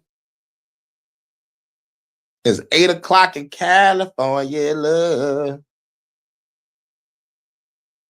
7:17 now. 17:17. I mean, that's awful. They would go from SSRIs, Yes. where, let's be fair, the data is murky at best when it comes to their effectiveness. Yes. And if that doesn't work, you go to electroshock therapy? Yeah, they said so. I literally have documents to prove this because all you have to show for a treatment resistant is that I tried all of the healing modalities, which I had, all of them, and then I wanted to access the regulated psilocybin. Let's be honest, I was going to go get it without him anyway, but I wanted to do it legally. And the first phone call I got was, "Okay, Kelsey, I know what the answer is going to be on this, but I need to hear you say the words. Health Canada wants you to try electroshock therapy." Hell no. And I said, "Well, are they aware I have a traumatic brain injury?" And they said, "Yes." Their answer was, "That's okay." They was like, that's okay, because when we use that electroshock therapy, you're gonna die. They don't give a fuck. Okay, she'll be unconscious, so if she throws an epileptic fit, we can control it. No, she gonna die. There are a lot of people who are listening to this who think electroshock therapy is from 1910, 1920. Yes. So let's talk about what that means, and the impacts of it, and the side effects, and why they do it. Well, I'm not a doctor, so I can give you what I know. Yes, absolutely. As a coach and a podcaster and Yeah, a mom and all yeah. that. So electroshock therapy is where they put you under. They put a mouth guard on your mouth. They grab Hey, you. she said a coach and a podcaster and a mom. See, she will lead a great motherfucking team to destroy the maids. She'll make a great fucking leader. That's what's up. I feel like Sam Fisher. I might play Spinner Cell later. I might play that Spinner Cell later. Show y'all Spinner Cell because he always got a girl in his ear. Was it like third echelon, fourth echelon, or some shit like that? Well, I don't know what it is, but I like when a female is in my ear telling me about my mission and shit. And we either talking or flirting on the motherfucking comm link. She's like, "God damn it, Kane. I told you to go out the window. Bitch, I wanted to go from the ceiling." Trust me, if you was here to see what the fuck just happened, you would go to the ceiling too. Sorry, I gotta make this epic, baby.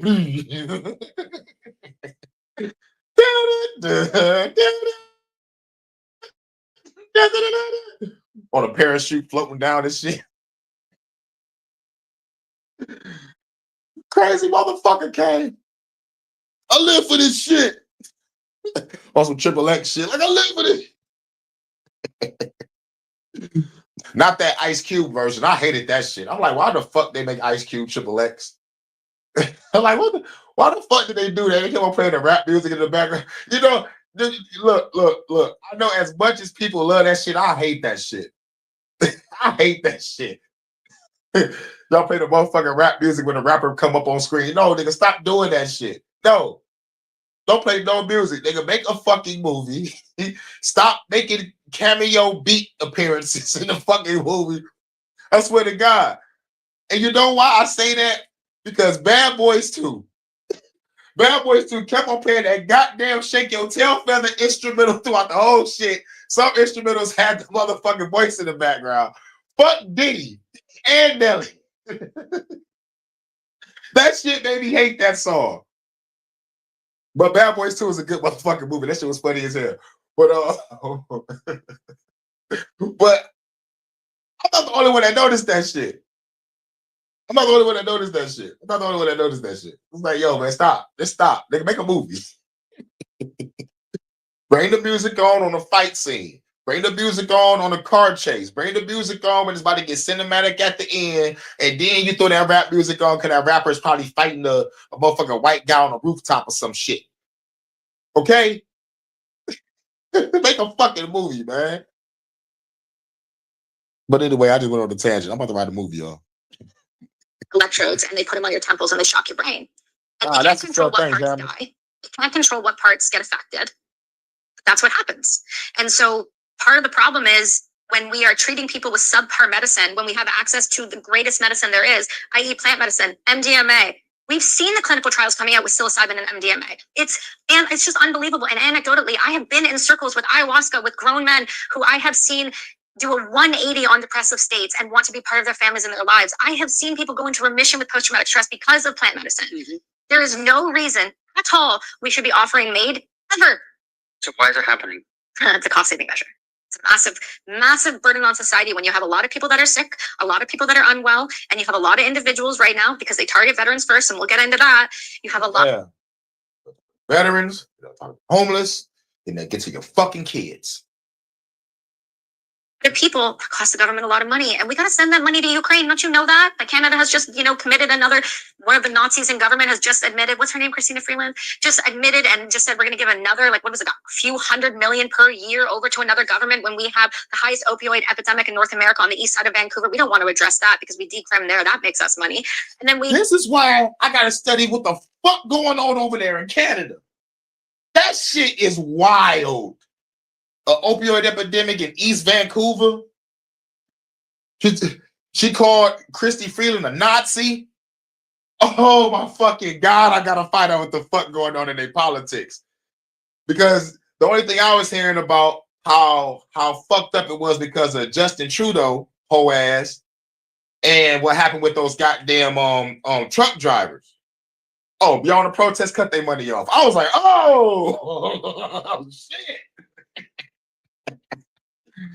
Oh shit! I'm like, nigga, once I saw all the bullshit Trudeau was saying, and what the fuck happened with those truckers, that's when I knew that the government was corrupt. But I dive all into their politics on who's who and what's what and all the secret shit because chances are it probably coincides with our shit over here because we giving Ukraine money and weapons, but y'all giving motherfuckers money. And y'all don't even have no people over there. Not even a fucking military base. Not a hospital or a McDonald's or a fucking health food store. Y'all don't got shit over there. What the fuck y'all giving motherfuckers this money for? Somebody is trafficking. What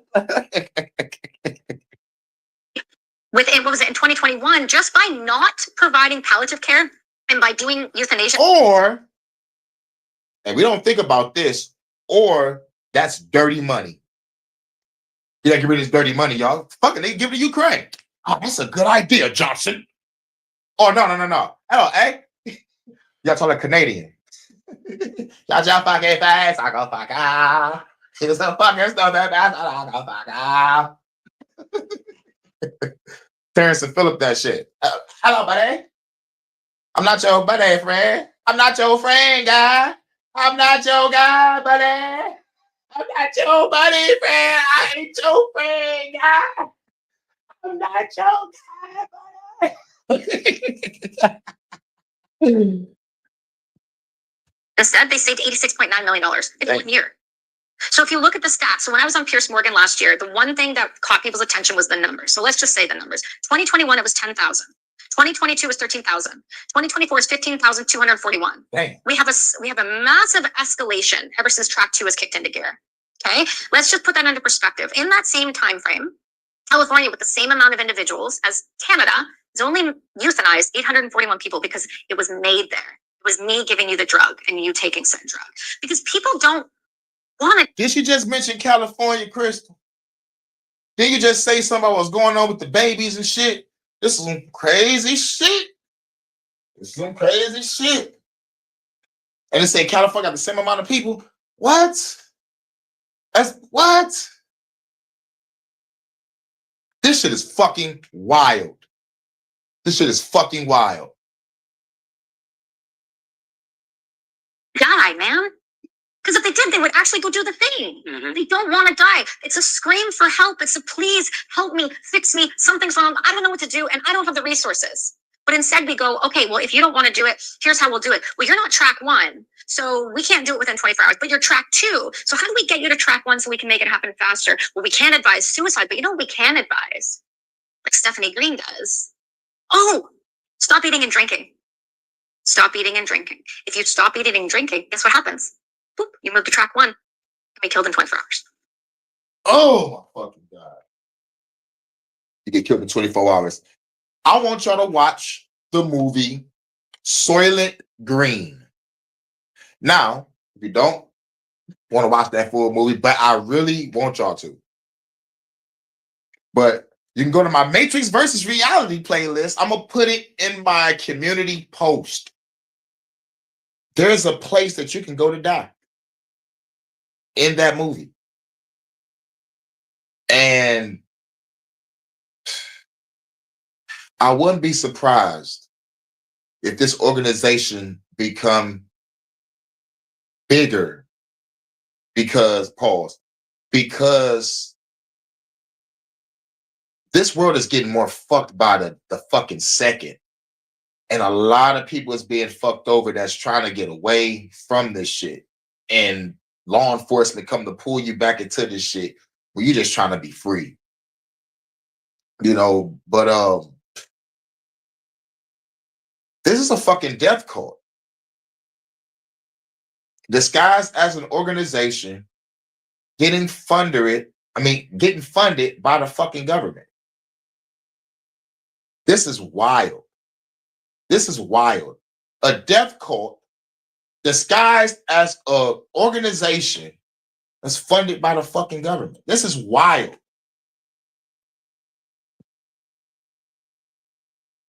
So it's a cost-saving measure. Massive cost-saving measure. I also think there's a more sinister side behind it. When you look at things like Dr. Christopher Lyon's paper that was just published, he's from York, he's from Canada, he works at York University, and he just did this incredible paper called On Healthcare Serial Killers. That's a real thing, man. Because the way that Canada works, ready for this? MAID and euthanasia is a self-reporting system with no safeguards. Meaning,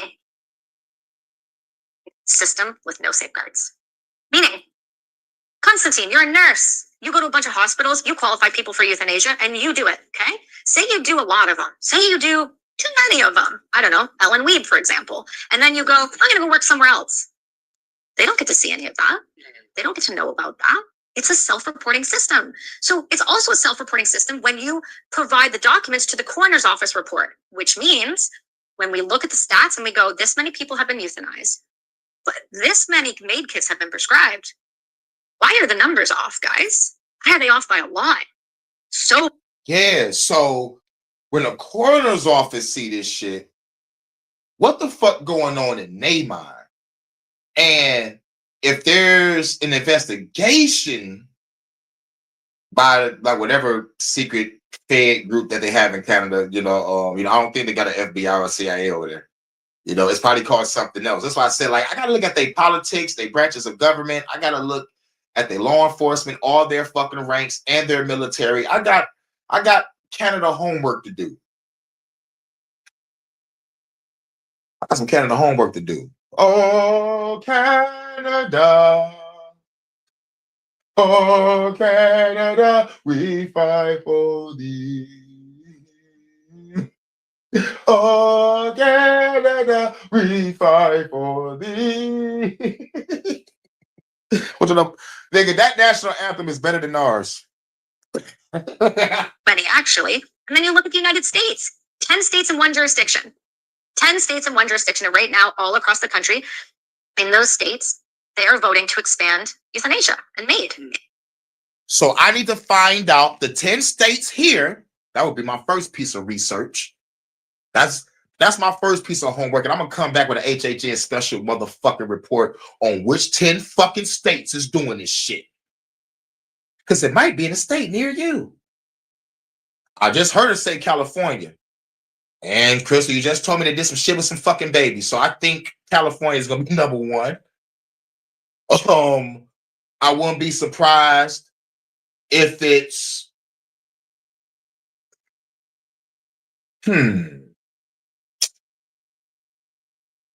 is California a Democratic state or a red state? Because if it's all blue states or all red states, I need to look into that. Or maybe it's all mixed up. It might be all mixed up. I'm gonna go with the mix up. I'm gonna go with mix up. But California might be on that list. I'll put California number one. Atlanta. Oh no, states. Gotta say states. So yeah. So California, Georgia. I wouldn't be surprised with some motherfuckers here in Michigan. I wouldn't be surprised. Because I'm looking at zombies on the street right now. I'm talking about motherfucking mentally ill everywhere. New York.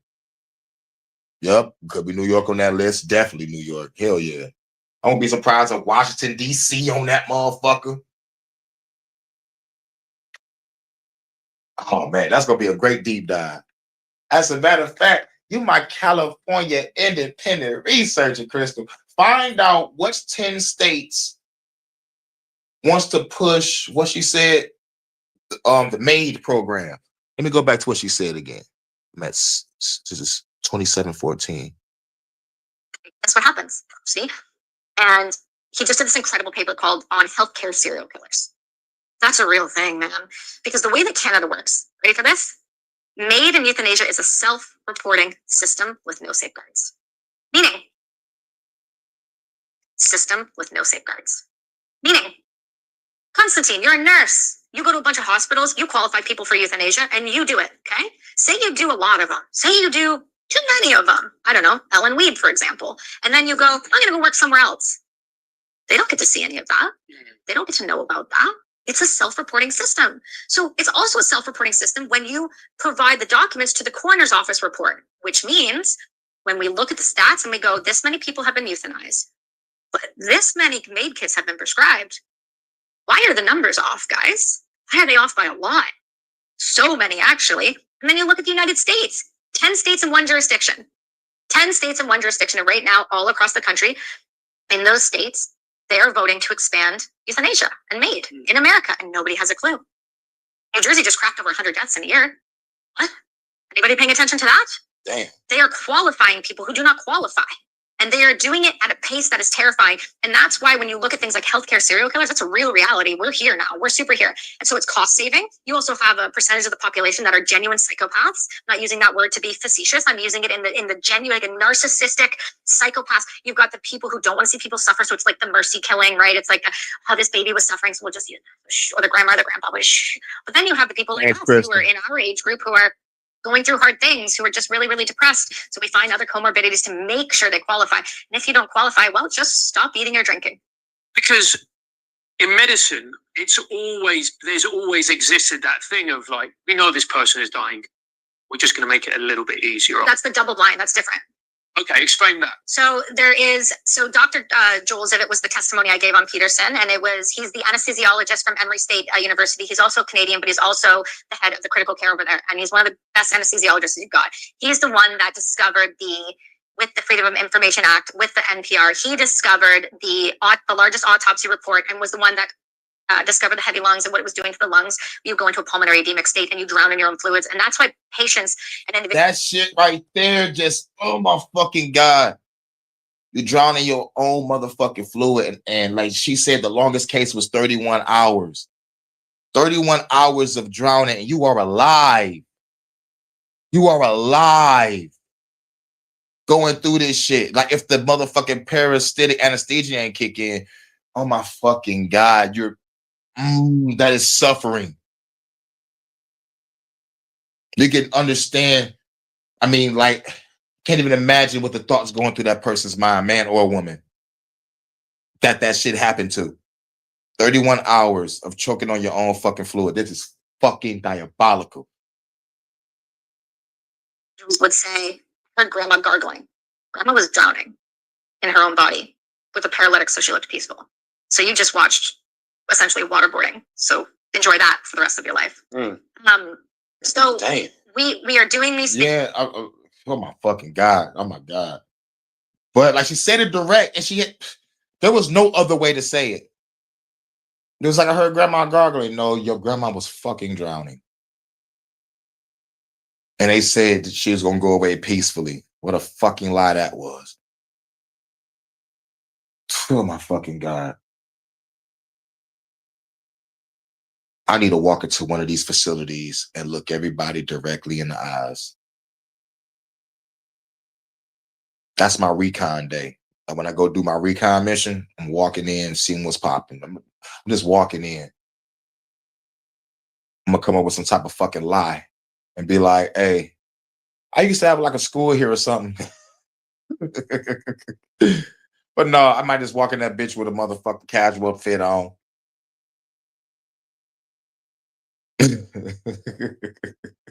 And just start looking. I have to use the bathroom. Like, yo, where the restrooms at? Like right this way. And just hit that nigga in the back of the head with a motherfucking Stacey Adams, like, bitch. You drag him in a closet real quick, take his motherfucking badge check, and start going into some rooms and see what's popping. Nigga grab some files and start leaking some shit. Nigga, this nigga Hurricane is pulling a one-man Black Panther mission. Nigga, yeah, goddamn right. Thanks to people, and we are justifying it in a way that is insane. And so when we say that, say what you want, repeat what you wanted me to say there. The other question you had. So, the Doctors helping people. Yeah, so the double blind. So sorry, Joel was saying to me, look, the double blind looks like this. Somebody comes in, I see that they are suffering. They are terminally ill, they're going to pass. He goes, I have to see that the individual is uncomfortable, right? And at a certain point, their lungs and their heart rate are going to be this. And in order for me to keep them comfortable, I'm going to have to increase the medication. He has to then have the conversation with the family that if I increase this medication, the chances of this happening and their heart rate slowing and all of that go down, which means, and then the heart will probably stop. This is the conversation I had with Peter T, his wife, right? Why can't we just use potassium chloride? Why can't we just stop the heart? Why do we have to use all of these other drugs that burn the system and do these things? Why? This is ridiculous. Well, it makes people a lot of money, like Pfizer. So when you do the double blind, there's just the conversation that happens. That's not MAID or euthanasia. That's I'm providing pain relief, which at some point will then lower the blood pressure and stop that. That's a different thing than euthanasia and MAID. Euthanasia is okay. Here's my scheduled time. I'm going to go walk into the office. I'm going to sit in the chair. You're going to hook my IV up and you're going to push the drugs. Wow. But this is wild. My brain is on it. Say many other states have introduced legislation to authorize medical aid in dying, indicating an active interest in expanding this option. States with bills currently pending. God damn. Oh my God. I can't wait to see what you send me. This is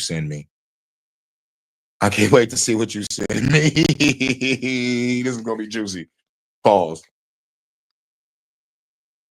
What do we do with those people, for instance, like my comedy hero, Robin Williams, who was diagnosed with Lewy body dementia, an awful, terrible illness? People who have been diagnosed with Alzheimer's, who know that they are going to fade away until they become an unrecognizable version of themselves, who is going to be dependent on their family and a drain on their family, and will say, and I completely understand this, I don't want to go out like that. I don't want to go out like that either.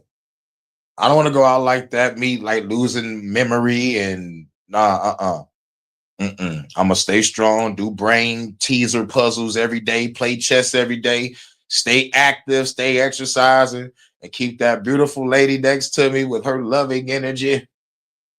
I'm good. I can't lose myself. I can't lose myself. But if I do lose myself, if I do ever lose myself, I will lose myself in the music. The moment you own it, you better never let it go. You only get one shot.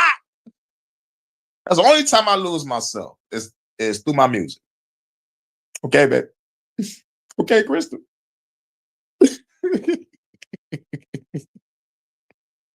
The moment I stop being me, that's it. I'm Oh done. shit, nigga, I'm supposed to read this. Florida, Illinois, Massachusetts, Missouri, Nevada. Holy shit. I knew they was killing niggas in Vegas. Mob over there killing motherfuckers for cheating. Yeah. And they throw you in that motherfucking black basement. Lawrence Fishburne come out like that movie 21. Nigga, Lawrence Fishburne throw them brass knuckles. Oh, why? I'm like, holy shit, you Lawrence Fishburne. Yep. Nice to meet you. Well, that's what you get for cheating. Come on, man, you Morpheus. Why was you cheating? Come on, man. We're getting a little woozy here. But he said Florida, Illinois, Massachusetts, Missouri, Nevada, New Hampshire, New York, North Carolina, Pennsylvania, and Rhode Island. Wow. This is wild. This is wild. So if anybody in Florida, for all my rebels in Florida, if y'all see a MAID, got the green light. Illinois, I shot town. Chicago, Illinois. Hey yo, bearded. You and your Chicago buddies, y'all need to I got the green light to take down the MAID facility. Massachusetts. I don't know nobody in Massachusetts. But any rebels over there, y'all know what to do. We got the green light. St. Louis, Missouri. Missouri. I got the green light. Nevada, got the green light. New Hampshire. Every time I think about New Hampshire, like I think about the UK or England. Hampshire. New Hampshire. Where's the old Hampshire at? And there's like New York. In the mean streets of York. Was that in the UK too? North Carolina. Shouts out to my brothers in Lumberton, North Carolina. And Pennsylvania. And Rhode Island. Rhode Island is like an experimental town anyway. But damn, thanks, Crystal. Real shit. Shout out to my sexy, independent California researcher. You was about to move to North Carolina. I was about to move to North Carolina too. But let's just say the bitch reneged on the deal, and I couldn't make the trip. This was years ago. But I'm tapping out. What do we do with people like that? Sorry? Better palliative care. Palliative care has to increase. Governments do not fund palliative care. Now, that is a good solution. That is a good solution. Here's why palliative care is a good solution. Because it's a place where you can go and relax and live in peace. No one bothering you. You got all your activities. You got all your snacks. You got, you choose who you want to come and visit you. Not everybody and their mama can come see you. You got like maybe 1 or 2 people that come to see you maybe once a week. But you got your own shit and you being taken care of until you die. No injections, You only take the medication that was prescribed to you from your own personal doctor. We're not going to inject you with shit. We're just going to feed you, clothe you if you need to be clothed, wash you up if you need to get washed up. Otherwise, you have your own room. You got a whole park. You got like a swimming pool, an exercise room. You got good fruits and vegetables for you. It's like, you stay here and you live out the rest of your life in peace. I think that's a good solution that most people need if they feel like giving up. And not only that, there's also a shelter. Like for those that's homeless that feel like dying. It's like they'll fucking help you and put programs in that motherfucker to help people leave that motherfucker. Or like, oh shit, you got your confidence back? Bet it up. Here's a program, here's a job. Like if you, depending on how old you are, but like otherwise, or if you already got a home, here's a gift basket. But like chances are, like once you leave your home or leave whatever you leave, like that's for them. I'm talking about people that don't got nothing. The people that don't got nothing, they can probably get help with a job, they can get help with a home, they can probably get help with a vehicle. But we live in a world where like they don't want you to help nobody. It's against the law to help somebody. Then they make it against the law to collect rainwater. Like, come on, man, dog, nigga, fuck the government. If anything, they actually shut them down. Delta Hospice Society in British Columbia was forced out by the government because they refused to do MAID in their facility. They wanted you to be able to die in natural death. The government does not provide funding for palliative care. Furthermore, people like Dying with Dignity have now lobbied in the government for all the individuals who have the Catholic institutions that have religious exemption. They're lobbying to remove that. There is no place in Canada where you will not be euthanized.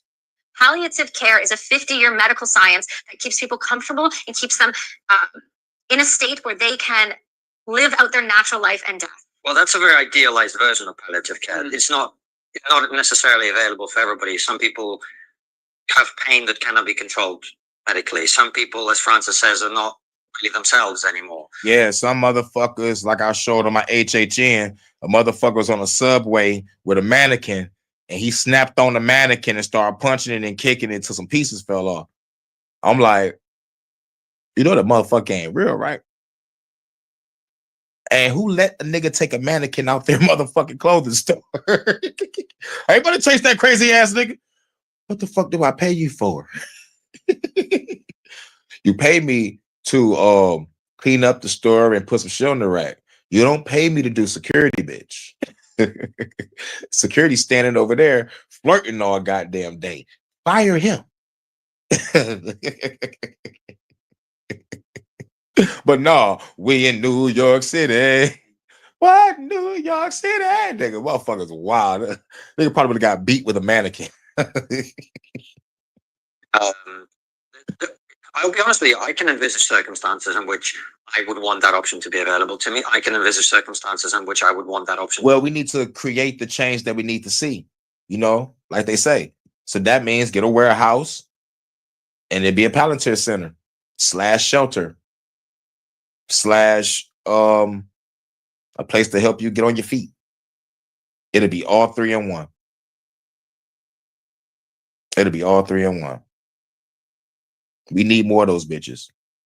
And you can just start as renting out a house with 2 or 3, 4 bedrooms and help out small people at a time. Give everything they need.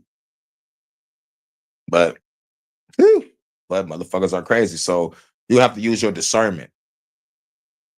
But I don't think nothing is gonna motherfucker change the nigga after he mentally motherfucking snaps and start beating up on mannequins and just going crazy. And yet that new mayor of motherfucking New York about to motherfucker put social workers in the subways to try to talk to these type of people. Oh my God, dog. It's like you need to gain the hearts and minds.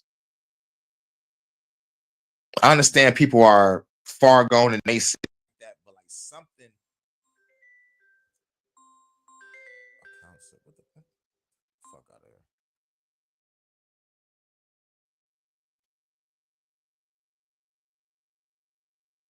Yep. There's different types too. Assisted dying. Yep. Yep. Yep. Assisted suicide, also commonly referred. Yep. Yep. I heard that. I heard about that, but I just didn't remember the name because I said it earlier. I was like, man, like I think there's a place here that does that shit. It's a process by which a person, with the assistance of a medical professional, takes actions to end the life. Yep. Yep. And I think I saw it in the hood. I need to see if that bitch still there. I need to see if that bitch still there. Because it was right next to a Planned Parenthood. Right next to the projects. Right next to the worstest hospital in Detroit. Receiving. Detroit Receiving Hospital. Right across the street from my elementary school. In my project. I'm playing. To be available to people that I love. So do you think that should never be available under any circumstances? So here's where the line kind of gets a little blurred, right? Because being somebody who has a traumatic brain injury, I have a 30% higher chance of early onset dementia and Alzheimer's. Like I know that. I'm consciously aware of that. And I am of the belief. Ooh, man, at any point she, like when she get older, that shit can get in. And she, like the shit can kick in. But like I think she's gonna be conscious enough to try to stop it. She's got to keep her brain on working. Once I check out, nobody needs to be around this. We have a hard enough time now. Yeah. Once she check out, no one wants to be around it because at the end of the day, she's from the military. She might shoot you. Get out of my house, blah blah. Yeah, she already knows it.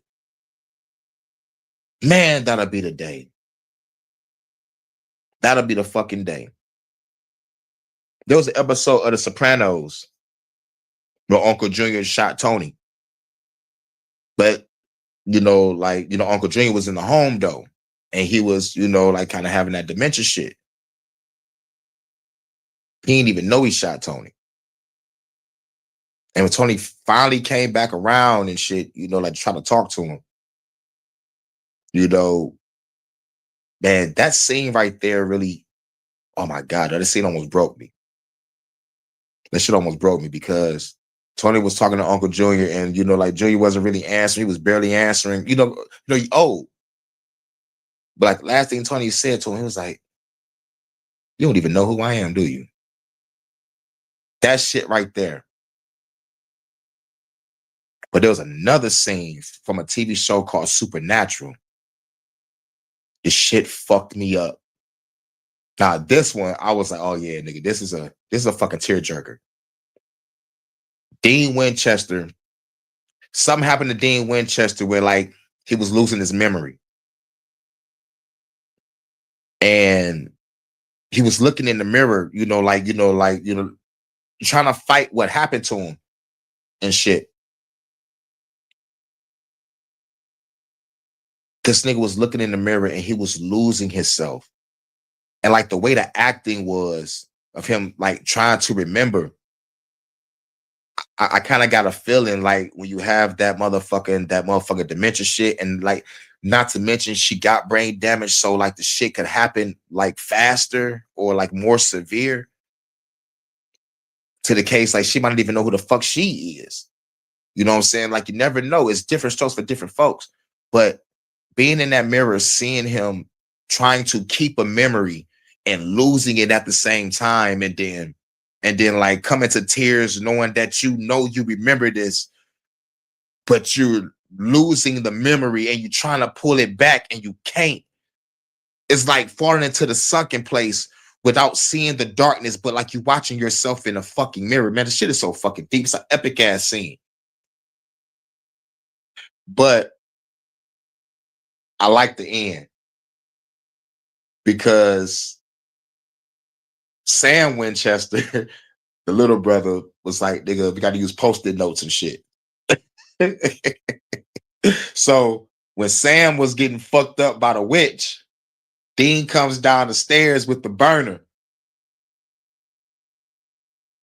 And the bitch was like, bullets don't work on me. This nigga Dean pulled a motherfucking post-it note out the pocket, said, "Witch killing bullets." He said, "Witch killing bullets, bitch." I'm like, thank you for putting a smile on my face, man, because I was broken. I'm like, oh, dog, Sam about to die. But check out the TV show Supernatural. This shit got 15 seasons. This should have ended after season 11, but real true diehard fans said it should have ended after season 5, even though it's a bittersweet ending. But Swan Song was the greatest ending of all television. Greatest 5 seasons you would ever fucking watch, ever. Supernatural. Greatest show ever. You know, he said Derek Humphrey is widely considered a founder of the Death with Dignity movement in the United States, as he founded. Hold on, put this on screen. Yep, they say Derek Humphrey is widely considered a founder of the Death with Dignity movement in the United States, as he founded the Hemlock Society in 1980 to help to advocate for the right to die. Fucking death cults. We getting y'all motherfuckers too. Wow, man. This is real shit. This is history. I am a big believer in that, and I do understand. The mechanism of death is horrific, and we are doing it wrong. Let's start with that. Sure. We're drowning people to death in their own fluids while their loved ones watch and think it's peaceful. That's drowning to death in your own fluids while your loved ones watch. I can picture the fucking 5, 6, 7, 8, 9, 10, probably not even 13-year-olds watching that shit happen. And the kid's like, grandma was gargling. No, grandma was fucking drowning in front of y'all, and y'all think she's going out peaceful. It's like y'all gotta be the most craziest NPCs, sheeple, to the motherfucker sit there and watch death. And said one person was 31 hours. 31 hours. 31 hours. not acceptable behavior in any way, shape, or form. We don't even do that to our dogs. And then you come into the morality issue around this, right? What do we do for these individuals? Well,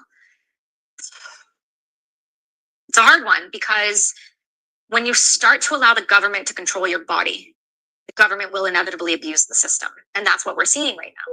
So I would like to say that we should be able to do this for individuals who truly need it. But Canada doesn't use euthanasia as a last resort, like the Netherlands or Belgium. They use it as a treatment option. Yeah. We'll get you back to So the Netherlands and Belgium use it as a last resort, not a treatment option. It's like if all else fails, they just give them MAID. Like, interviewing them.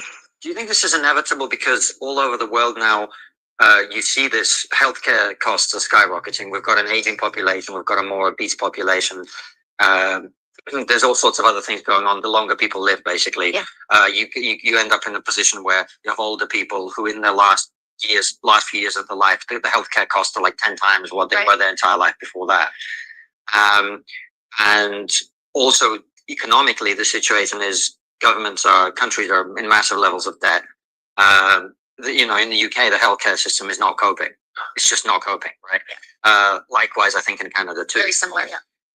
Do you think this is why this stuff is actually really happening? It's like we just can't afford to look after people. Is the mindset of government? I think it's a portion, for sure. Of course it's going to be. I think one of the answers to it, and this may seem like a very simplistic answer, but I think at the core of the issue is stop funding fucking wars. She was like, stop funding fucking wars. I like how she said that. She was like, stop funding fucking wars. I love when she said that. And here's where the pushback comes in from the first guy. Like, come on, man, we know we need war. But like, it ain't too much tired pushback. But like, but they about to get into context though. But yeah, like, stop funding fucking wars. Wow, actually, yeah. Okay, so explain to me, because we're spending billions of dollars on ammunition, weapon systems to go other places. We're not looking after our own people, keeping our money in the country. We're not doing a damn thing about it, and then we're overtaxing people till it breaks them, because we're not killing. That's the thing in Canada. We're not killing people that need it. We're killing the homeless because they can't afford to live. We're killing the addicts because we're giving them the drugs and vending machines outside of Toronto Hospital with crack pipes in it. Yeah. And then Joe Biden was doing that shit too. I will never forget. Everybody thought I was tripping. It was like, nah, motherfuckers handing out free crack pipes and tell you to go into facilities and do drugs safely. Shit, wild. But yeah, on the individual level, cool, white folks. But the collective, it's the collective that's killing us all. The collective organization. But on the individual level, we cool. We can fight the revolution together. Motherfuckers want to fight the revolution now. Let's do it. There's more white people that want to fight the revolution than my own people. My own people want to sit around and argue and joke about identity politics all fucking day. I'm Pan-African. I'm Hebrew Israelite. I'm black. I'm native. I'm indigenous. Don't call me black. I understand. No, I don't understand. I overstand. I don't understand. I understand. And the rest is just jokes for hours. Fuck that. Nigga, we need to talk about what needs to be done. This government needs to be eradicated. These corporations need to be eradicated.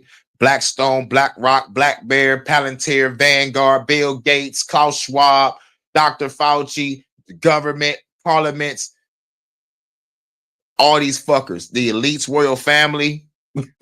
y'all motherfuckers got to get it too. Those billionaires at the WEF and the motherfuckers at the UN, all y'all motherfuckers got to get it too. Hey, yo, Pope, I ain't forget about you, bitch. Fuck the Vatican too. Oh, yeah. Hey, yo, Netanyahu. Fuck Israel. Hey, yo, CCP, Winnie the Pooh, Xi Jinping, whatever the fuck your name is.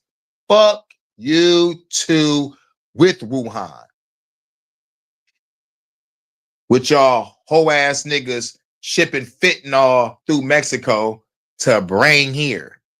But yet we want to fuck with Venezuela and Colombia. All because niggas got beef with each other and because we about to do a motherfucking land grab and some regime change. With the punching and the biting and the gunfire.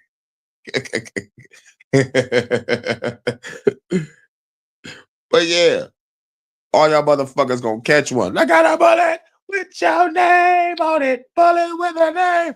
But yeah, the collective can go. But individuals that's trying to live their life, y'all cool.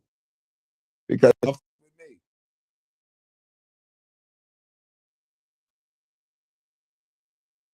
Sure, but that's a different issue. I think what I mean about war is simply this, that if Thomas Sowell has this great way of thinking about things, which is, it's kind of the bedrock of the conservative worldview, really, which is, if you want to think about what's likely to happen in the future, you have to look at the past. Right. There has never been a time in human history where there hasn't been war. It's just an unavoidable reality of human existence, right? So when you say funding, it's an unavoidable reality of human existence. I think war can be avoided because of a word that motherfuckers like to throw around: diplomacy. War can be avoided. Motherfuckers can work together in peace, love, and harmony. It's just that there are some evil ass people that don't want us to do it. It's just, like some people, there's more value in the war and bloodshed than actual unity, when unity is the best way to have a better fucking planet.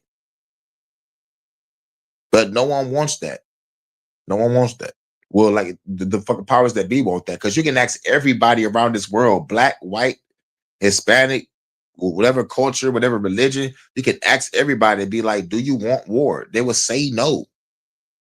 No one wants war. No one wants to fight. No one wants to keep on motherfucking starving, paying taxes for a war effort. It's like motherfuckers spending money to kill other fucking people.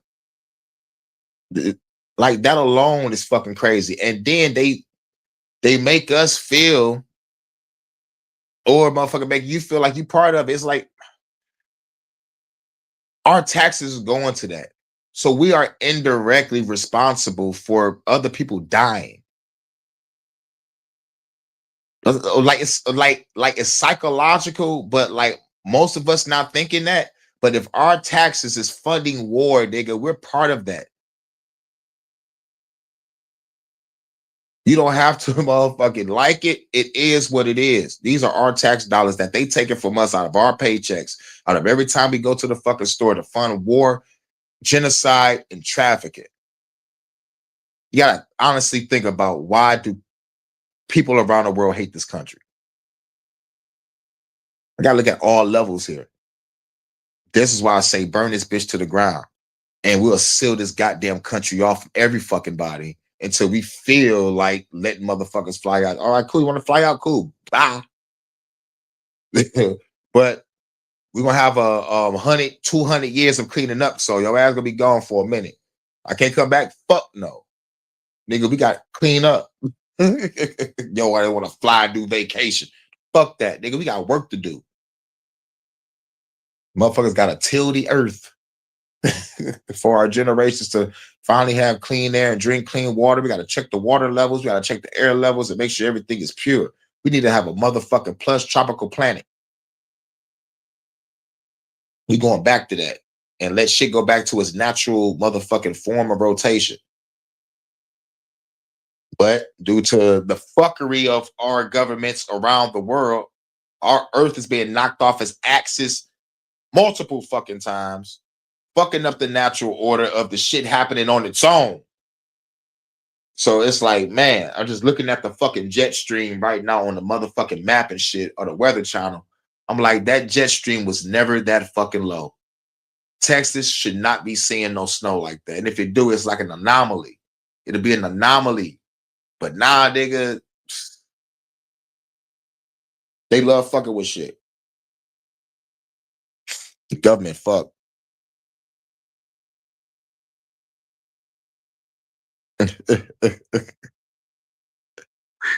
Big states always are going to assert their interests around the world, and part of that is going to be muscular, right? It's going to be physical. The moment you stop doing that, other people who are prepared to do that will dominate the world. So you can't really escape. For sure, no, I get. You know that, right? No, for sure, I understand that concept, but the concept, the idea around sending hundreds of billions of dollars outside of the country that's already in debt. I'm talking about Canada. I'm not talking about the United States. The United States is a own ball game. Canada follows that. It's coattails everywhere we go, like everywhere else. So I'm talking about Canada. I'm talking about foreign interference. I'm talking about taking money and putting it in other places we have no business being. We don't have people there.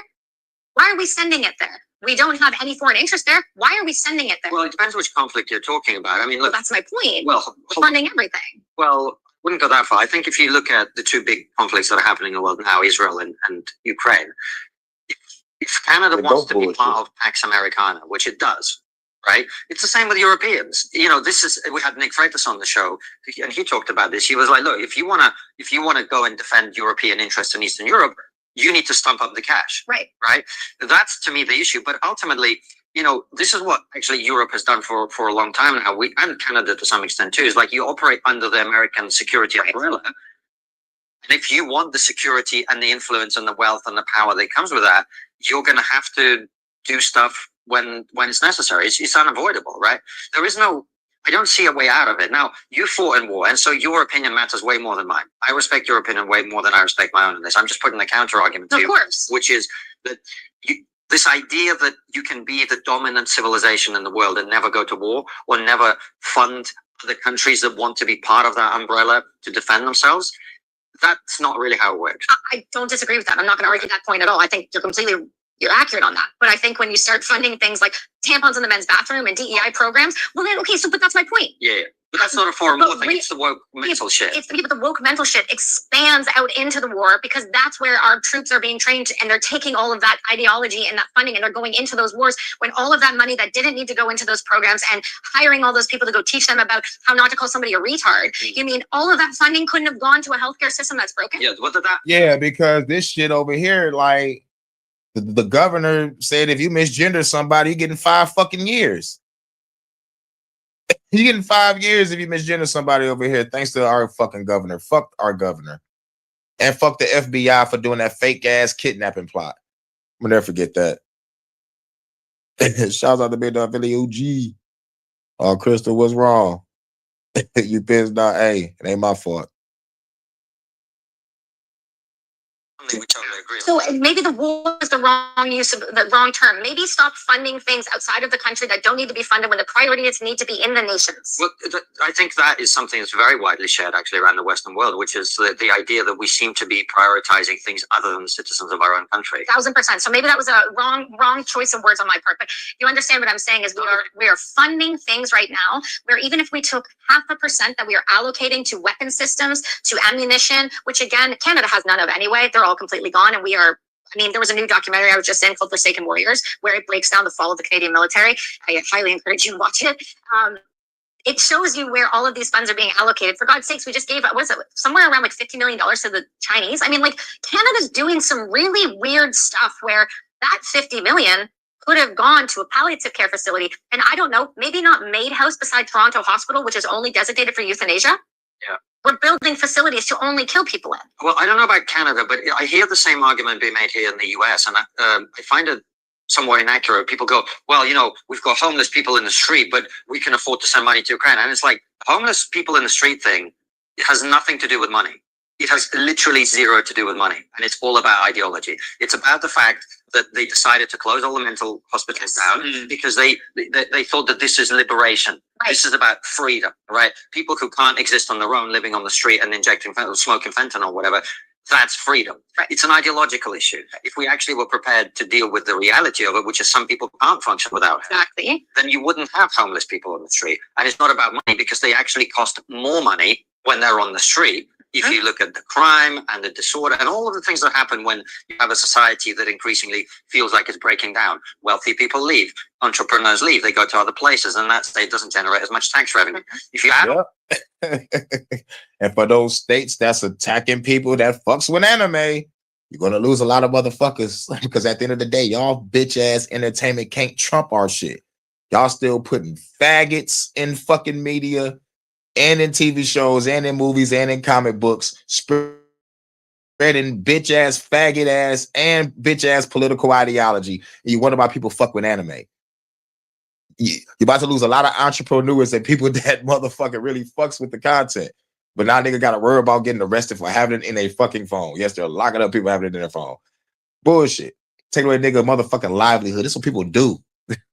Motherfucker, I'm an artist.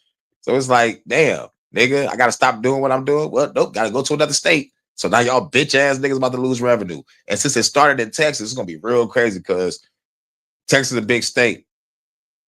You know what I'm saying? So like a lot of people that have, you know, like adult entertainment or just anime in general, comic book shops, you know what I'm saying? You know, if you don't listen to them to take out certain books, they want you to leave you with some Lululemon shit. Or join Disney, motherfucker. You know, whatever. It's like you can't be free. So niggas gonna be leaving the state, and a lot of states gonna lose a lot of revenue. Real shit. And plus, when it comes to this, man, a lot of people gonna be leaving the goddamn country. Like real shit. Put that together. I think Joe had the mayor of Austin on the show a while back, and they talked about this. Like the average homeless person costs the state like a shit ton of money every year. My point being, a lot of these things that people like to pretend are a money issue, they do that because that's easier. It's not a money issue. It's a much worse issue. It's an ideology issue. And so we have that problem in Vancouver, right? You do. So we emptied Riverview. We emptied all of the psych wards and we put them on the streets. Right. And then we decriminalized drugs. And that's why you have the East Side the way it is. And then people are self-medicating to try and cope with whatever is going on for them using these very hardcore drugs. As by the way, a lot of people would in that situation. Wouldn't you if you had the reality that you were living in a tent on the East Side and the chances of you getting raped or murdered are pretty sky high? I mean, we have a funding allocation problem because our governments are overspending. But that's for sure. And you can look at whether that's with the schooling system, with the military industrial complex, whether that's with the healthcare system, you can look across the board. But you can't tell me that the CEO of CBC getting a few $100,000 bonus per year is justified. We are doing things where we can say, well, you know, we can send money. We can say, no. The fact of the matter is, the easiest way for the matter is, we're spending money on things that are not helping anybody, are just lining pockets of individuals who have no business having that type of money when the system is breaking down anyway. And then we're going, oh, but we need you to donate because we need you to go help this person because they're an addict or they're homeless. No, dude, you have the money. You have it. You're not allocating it. And I'll tell you right now, I just sat in government this week having this exact conversation. And it was very weird being in a Liberal Party room. It was very strange for me. I can't say I was even allowed in. But I sat down and we said, we want to bring this bill forward to force Veterans Affairs to pay for psychedelic assisted therapy for veterans, because we see how much it's healing people. And when you heal people that have actually been trained on how to uplift themselves, to be better entrepreneurs, to help society in general, we should be putting into that. And their response was, well, you can put the bill forward. It's got to be read 5 times. And once it's read, and in the first time, if it's not shut down, then you move to the second round and it's a lottery. They said maybe a year and a half. I said, okay, well, I said, to be transparent with you, I'm going to give you a stat right now that probably will mean nothing to you. But with the 44 a day of people killing themselves in America or dying by suicide, whichever one you want to say, that's 16,000 more people, fathers and mothers, that will not be here to look after their children because they took their own lives because you wouldn't let them get access to a mushroom. So you can't sit there and say that the solutions are necessarily, I get it, you can't just say that's a money allocation issue, but it definitely goes a little bit deeper to why are we so okay with funding high doses of pharmaceutical intervention for veterans to be vending machines for pharmaceutical companies to be making ungodly amounts of money, but we're not willing to give them access to psilocybin. I'll tell you why. This thing fixes you. This thing keeps you dependent. So there are ways to fix the society so that euthanasia doesn't even have to be an option, at least for the people that don't need it, for the mentally ill, children down to the age of 12, infanticide, for God's sakes. We should never be telling somebody, you're deaf, life's gonna suck. I wear 2 hearing aids. You'll be fine. There's school for deaf, there's school for blind. There are children who are autistic that are thriving. There are children who have Down syndrome that are killing it.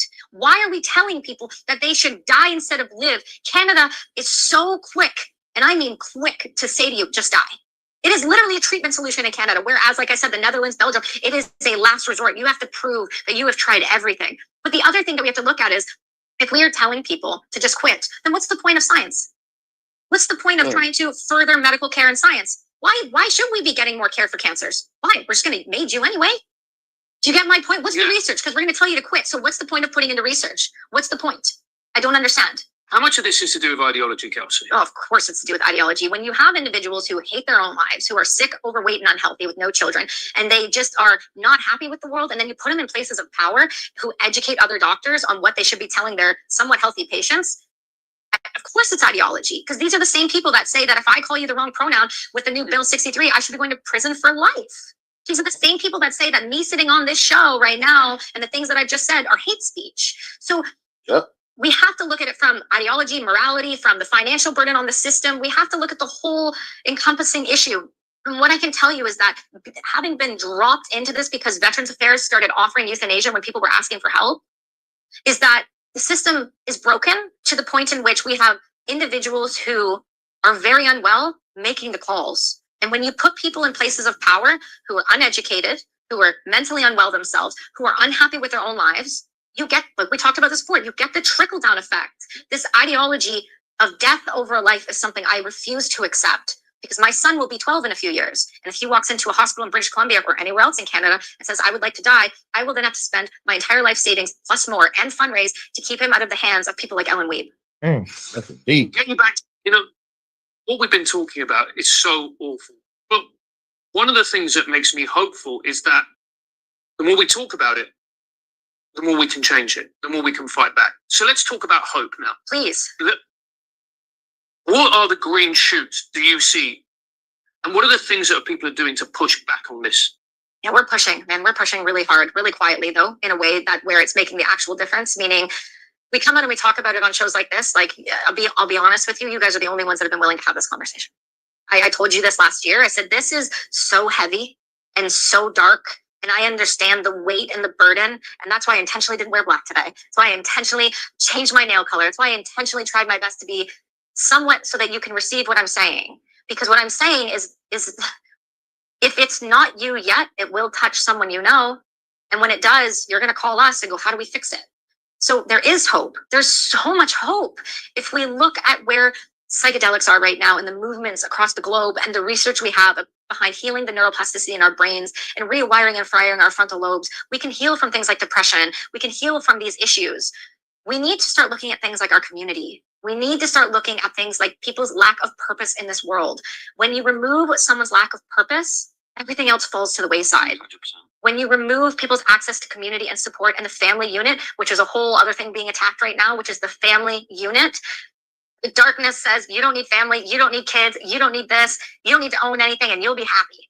We have to reinvest in our community and our neighbors and our loved ones and say, it's okay if you're having a hard time. I've got you. You don't need to choose death. We are here to hold you and support you. The same way a lot of indigenous communities look at plant medicine. They don't take that person that's sick and go put them out somewhere else and say, too bad, deal with yourself. That's what Western medicine does. We need to go back to the way that we did it, where we grab those people and we surround them and say, you smash off all the walls around us. We've got you. So there is hope. You've got medicine that is changing, and science is getting so invested in the idea of using old school plant modalities to bring into pharmaceutical, to give access to others. So if people say, well, plant medicine is woo woo. Okay, cool. But MDMA, ketamine therapy, which I still don't love, but MDMA, ketamine, psilocybin, ayahuasca, 5-MeO, we have solutions on the table. We're just now in the process of all the research with like Imperial School of London and Harvard and all these amazing places. Then you have the nonprofits like Heroic Hearts Project and all of these other people who are saying, here's the science, here's the research. They're lobbying in government like PsyCan and APACS like I did this week. We're saying, we have the research, guys. There are ways to heal people. Now, when you're talking about other things like dementia and Alzheimer's, we understand things like diet change early, because it starts in your 30s and 40s. It doesn't start later. Looking at your diet, looking at our food pyramid system and saying, these foods right here are the things that are causing long-term health. So we have to look deeper to the root of the issue. Like Good Energy was such a great book around this, and it spurred such a change. What we feed our children will radically affect the next 20 and 30 years of their lives. And we have a real chance here to help heal the world. If we start looking at movement as a priority in our school systems, we start looking at diet as a priority in our school systems, our community that we have around us, our purpose and what we need to drive individuals to, and what we can fix if we just give them the tools to do so. We need to stop telling children they're stupid because they can't sit still and medicating them. And we need to start giving them time to run and to grow and putting them in programs where they can actually flourish and thrive where they deserve to be in the first place. There is so much hope. And I don't mean this to be like, meh, meh, but I'm an example of that. Mm-hmm. I am the walking, talking, very much too much for you, I know, talking example of this. You can heal from these things. Not too much, baby. We needed to know this. This ain't too much.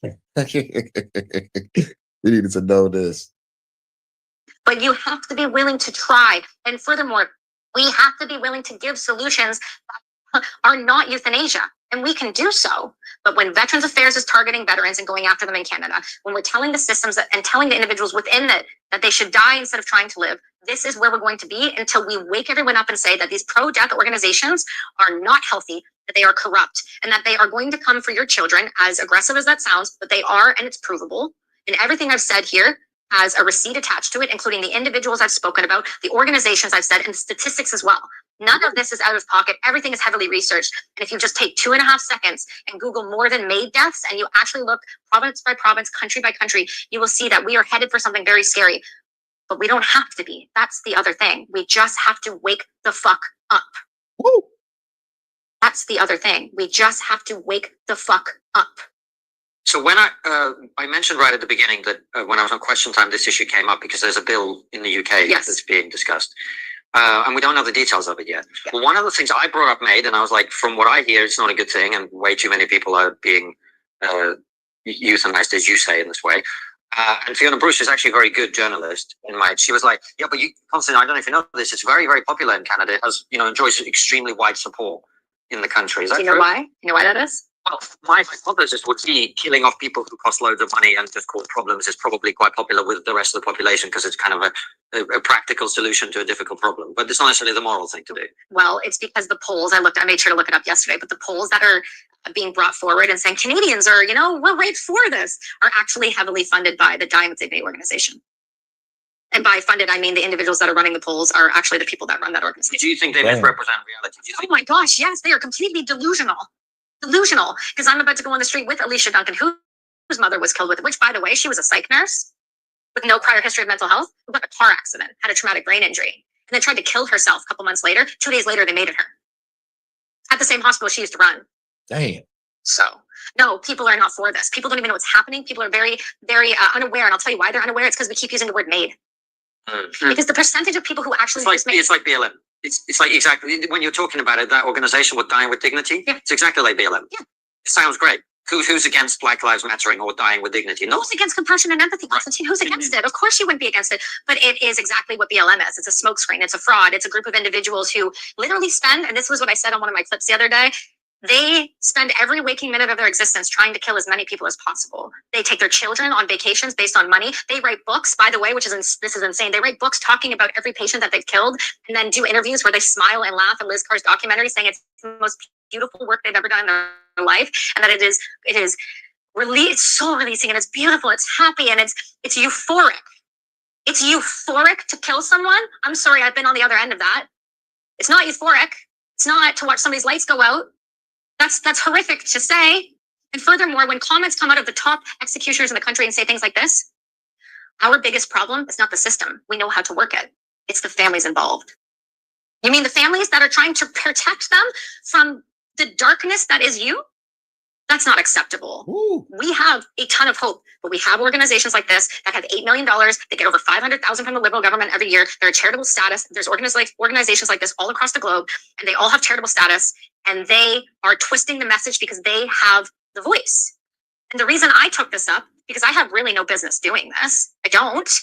You guys know what I do for a living. Like, do I feel like I need to be a talking head for this? No, but I am, because they started targeting my friends. If you're targeting veterans, we know what happens when you start targeting veterans, because then you go for the mentally ill, then the vulnerable population, then the kids, then the homeless, then the addicts. And it's a slippery slope. And that is what's happening. And that's why all of a sudden you're hearing it on every major podcast across the globe, even though it's comedians talking about it, we're hearing it. I don't care who talks about it. Just keep talking, because I cannot be the only one in Canada screaming at the top of my lungs about this, because number one, people like you have to deal with me banging on your phone saying, please let me talk about this.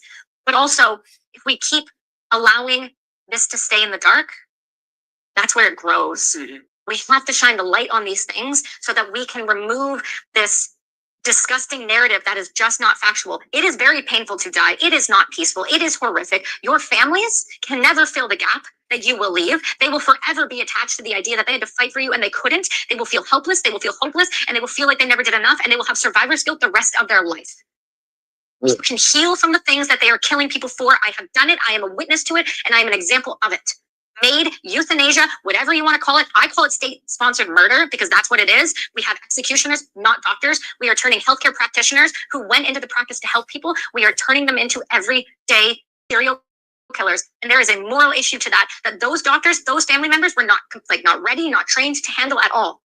We are turning our society into a group of killers. And then we're wondering why people are struggling. Maybe stop killing people. Maybe give people better food. Maybe give people a community. Maybe give people a reason to live. And then maybe they will actually stay with us. Kelsey, it's been a wonderful interview. It has. Okay. It has. It's an important interview. It's important that we talk about this and that we share and that we're honest about these problems, because otherwise, if you don't bring them to the light, they will continue to fester in the dark and they will get worse, and more people will be affected by it. So thank you for coming on the show. The final question we always ask is, what's the one thing we're not talking about that we should be? The 3 new traitors that are in the Canadian government that we have uncovered that have been taking money from a foreign government to influence our elections came out this week. So explain. I can't. They haven't given us enough information yet. The Trudeau government. By the time this comes out, we may know more. And we will know more. But right now there is 3. They're all directly tied to the CCP, and it is not. Hey, yo. And they connected to China. Hey. Damn. I gotta follow these niggas. I gotta follow these motherfuckers. But man, damn.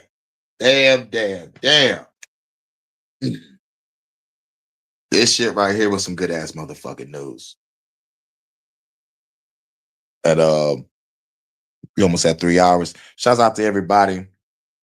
I didn't know what that special was. Shouts out to my UK correspondent, Bonta. Because these cats sound like he's from the UK, and the other guy is from America, but like he speak like he's from UK, but moved to America. But she from Canada. So like we was chilling. We was all chilling. Canada, UK, and America all together in one room. Shouts out. And shouts out to Crystal. It's cool for giving me that news earlier on that motherfucking Blackberry, because I never even knew that a Blackberry even exists. I know about Blackstone and BlackRock, but now it's a Blackberry. Gotta add one to the list now. And I forgot the nigga name that ran it, but it said it in the video. Shout out to Chris for giving me that news. And shout out to Crystal for giving me some info I gotta check out when it comes to this motherfucking death cult. She sent me 3 things, so I got a lot of research to do. I might do that shit later. After this, I'm about to head to the stove. Then I'm gonna come back, work on some music. Might drop a track later. Might play the game a bit later. Not sure, but it shouldn't take me that long to work on the music. I'm probably give myself maybe like 2.5 hours. If I could drop the song within 2 hours, I'm already done with the first verse. I just need a hook in the second verse, and then I'm finished. Then probably finish up a verse on Phenom beat. Got to finish up a little verse on Jordan beat. And then shit, like if I can try to drop some shit within 2.5 hours, that'd be good. So be on the lookout. Like either around 3 or 4 should be a song coming. Probably 2, not sure. I gotta get me some blunts, give me some more inspiration. And then once I like what I hear or like what I see, I might pre-record the shit I'm reading. I might pre-record the shit that I'm reading if it's not a video. You know that Chris was something. I'm trying to see what it is. Oh, fuck, damn, nigga, that's gonna fuck up my life. Can't do it. Shit. But I'm gonna check it out. If it's if it's some shit, I'm gonna have to still pre-record the shit anyway. But we need to dive deep because they got some states here. It's in the chat. Crystal left it in the chat. Where is that? I hope I don't gotta go all the way up. Oh shit. Like these others from across the world. I didn't even see this part. Damn, Crystal, thanks for this one. This was nice. Austria, Belgium, Canada, Germany, Luxembourg, Austria, the Netherlands. Yep, like she mentioned the Netherlands. Portugal, Spain, Switzerland, and our parts of the United States. And yet I thought Switzerland was peaceful. They say, oh, I knew y'all bastards was doing something. I knew it. Got some dirt on y'all, finally. That Geneva Convention in Switzerland ain't enough dirt. This is where all the world leaders go to motherfucker do some shit. But now I got some shit that y'all be doing behind the scenes. Yeah, Portugal. What the fuck be going on in Portugal? Australia, we already know that's a motherfucking, they bend over as soon as the COVID shit started. But shouts out to the rebels in Australia that says fuck the prime minister. That shit is wild, man. It is fucking wild. Now, what's the one you said that was up here? Did I pass it? Yeah, there you go, right here. Florida, Illinois, Massachusetts, Missouri, Nevada, New Hampshire, New York, North Carolina, Pennsylvania, and Rhode Island. Those are the ones that's trying to get that legislation here. Or if they're not already doing the goddamn shit. I won't be surprised if they are. But shouts out to everybody. I can't really play no music over here on the StreamYard because it'll be all in and out and all staticky and shit.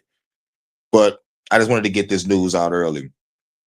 And shouts out to everybody. We had 3 hours.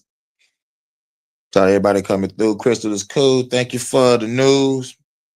She got upset and got the fuck on out of here. Why? Because I was saying that I like white people on the individual level. Fuck the collective. That's why you mad at it. But it's all good. I ain't sweating it. It is what it is, nigga. My own people don't want to fight with me. My own fucking people don't want to fucking fight with me. More white people want to fight with me than my own fucking people. Like, nigga, real shit. I'm gonna roll with that. My own people call me crazy. Family, friends, random motherfucker. Oh, you crazy? You want to fight the government? Fuck on out of here, nigga. That's what the fuck we did before. It was called the Bacon's Rebellion. Poor whites, poor blacks fought the government.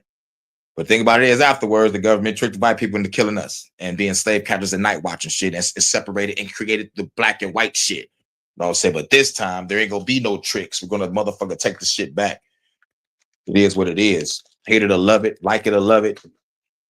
Unless we do this shit by ourselves, Bonnie and Clyde style. However the game go, we're gonna need a fucking team. I could be the baddest motherfucker in the room, but it takes a team to win a championship. That's reality. And plus, until my own people wake up and see who the enemy is, they're going to always call me crazy and not want to fight with me. Those motherfuckers love the government. Y'all love fake Jesus. Y'all love coexisting in kumbaya with the enemy that's killing you, laughing in your face, doing your ass like the fucking Thanksgiving celebration that I talked about yesterday with JVJ and Solo. You know what I'm saying? I had to give y'all history twice. Just to let you know, like, you know, shit, nigga, as a collector, that motherfucker's evil. But like on an individual level, there's more, you know, shit. On the individual level, they fucks with me. They come to this revolution. Fuck the prime minister, fuck the government, fuck the motherfuckers. But black people don't want to say it. But shouts out to everybody, because there's people from all over the walks of life that's probably watching my content. And plus, I see it in the YouTube studio of these other countries. So it's like, shit, no matter what color you is on the individual level, if you vibing with me, you can fight together. For real, for real. It is what it is. But what's this? Oh, Third Eye Atlas images revealed. Bullshit. That's a notification y'all sent me. How NASA gonna have all this technology and still show your ass blurry photos? What a waste of a taxpayer dollar. But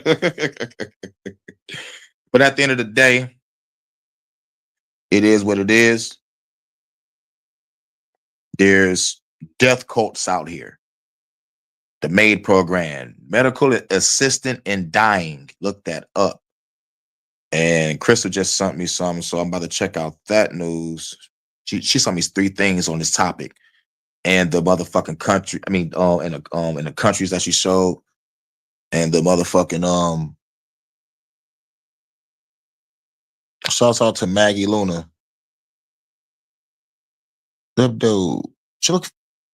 Where the fuck my glasses at? They look familiar. Is that Ellie?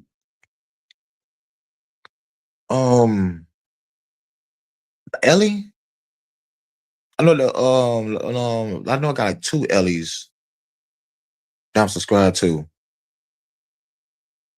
Or they subscribe to me, or back and forth. Hold on.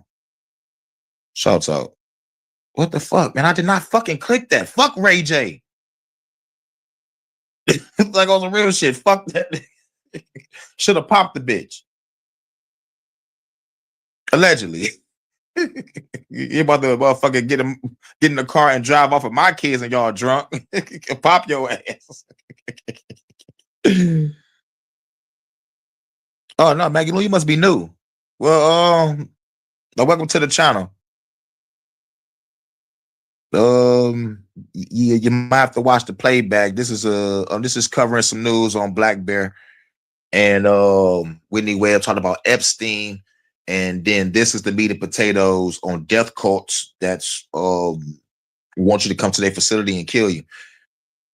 You know, so I'm gonna put the video in my community post along with the Soylent Green for my Matrix versus Reality, so y'all could see the scene. You know, there's a scene in that movie, you know, where it's kind of like the same shit. You know, like this, I'm kind of thinking like if this shit grows, it might be a fucking major organization like Scientology. You know what I'm saying? This is a nihilistic fucking death cult that's getting funded by the fucking government, and they're all over the fucking world. And like people are really trying to push legislation with this. This shit is fucking wild. But Chris also said y'all can look up I'm saying y'all need to look up Derek Humphrey, president of the Euthanasia Research of Guidance Organization, Ergo. Y'all need to look that up. Y'all need to look that up. Y'all need to look up, do research on this guy because this shit has been going on. Shouts out to Crystal, the sexy, independent California researcher. Yup. This shit is wild. These are the states where they at again. I mean countries where they at again. Let me say that right. Austria, Belgium, Canada, Germany, Luxembourg, Australia, the Netherlands, Portugal, Spain, Switzerland, and parts of the U.S. And the parts of the U.S. is what I said earlier. But like they call it up here, assisting suicide. Also commonly referred to as physician-assisted suicide, PAS, is the process by which a person with the assistance of a medical professional takes actions to end their life. Y'all need to study this shit. This is what's going on. And like, if this shit gets as big as Scientology, it's over. It's fucking over. And this is where they're trying to push the shit out of here. Florida, Illinois, Massachusetts, Missouri, Nevada, New Hampshire, New York, Carolina, Pennsylvania, Rhode Island. All right. Yep. That's what's going on. So, yep. That's what's popping. And I forgot what the name of that channel where I got that from. I don't know even what led me to that shit. I don't even know what led me to that channel. But the channel is called Trigonometry. Ain't that something? Trigonometry. That's the name of the... What the fuck? How did I come across this shit? But Trigonometry is the name of the channel. And since I'm here on the other phone, I might as well put it in my community post now. So y'all can watch it for yourself. I just want to say shouts out to everybody coming through. Much love to Vanta, my UK correspondent. You know what I love? When everybody leave, you always be left. I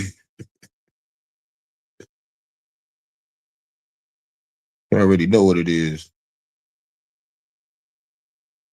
Yeah, all right. I just saved it. Now I'm about to go.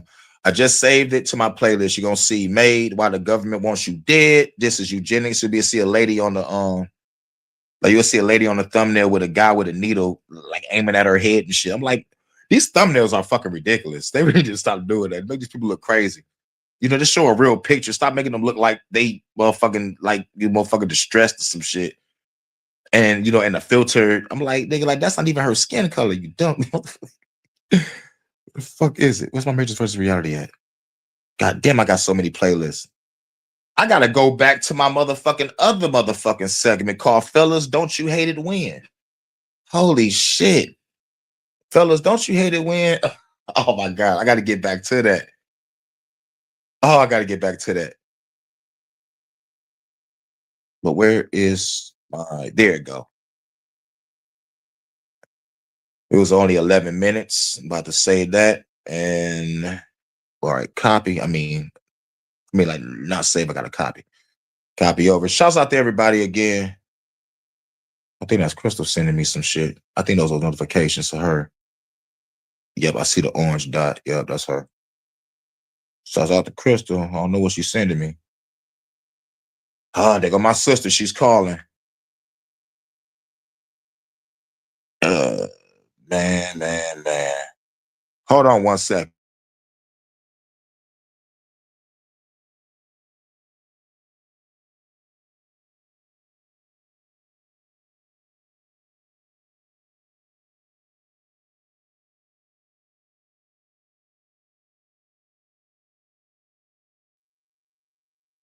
No, fucker, she hung up.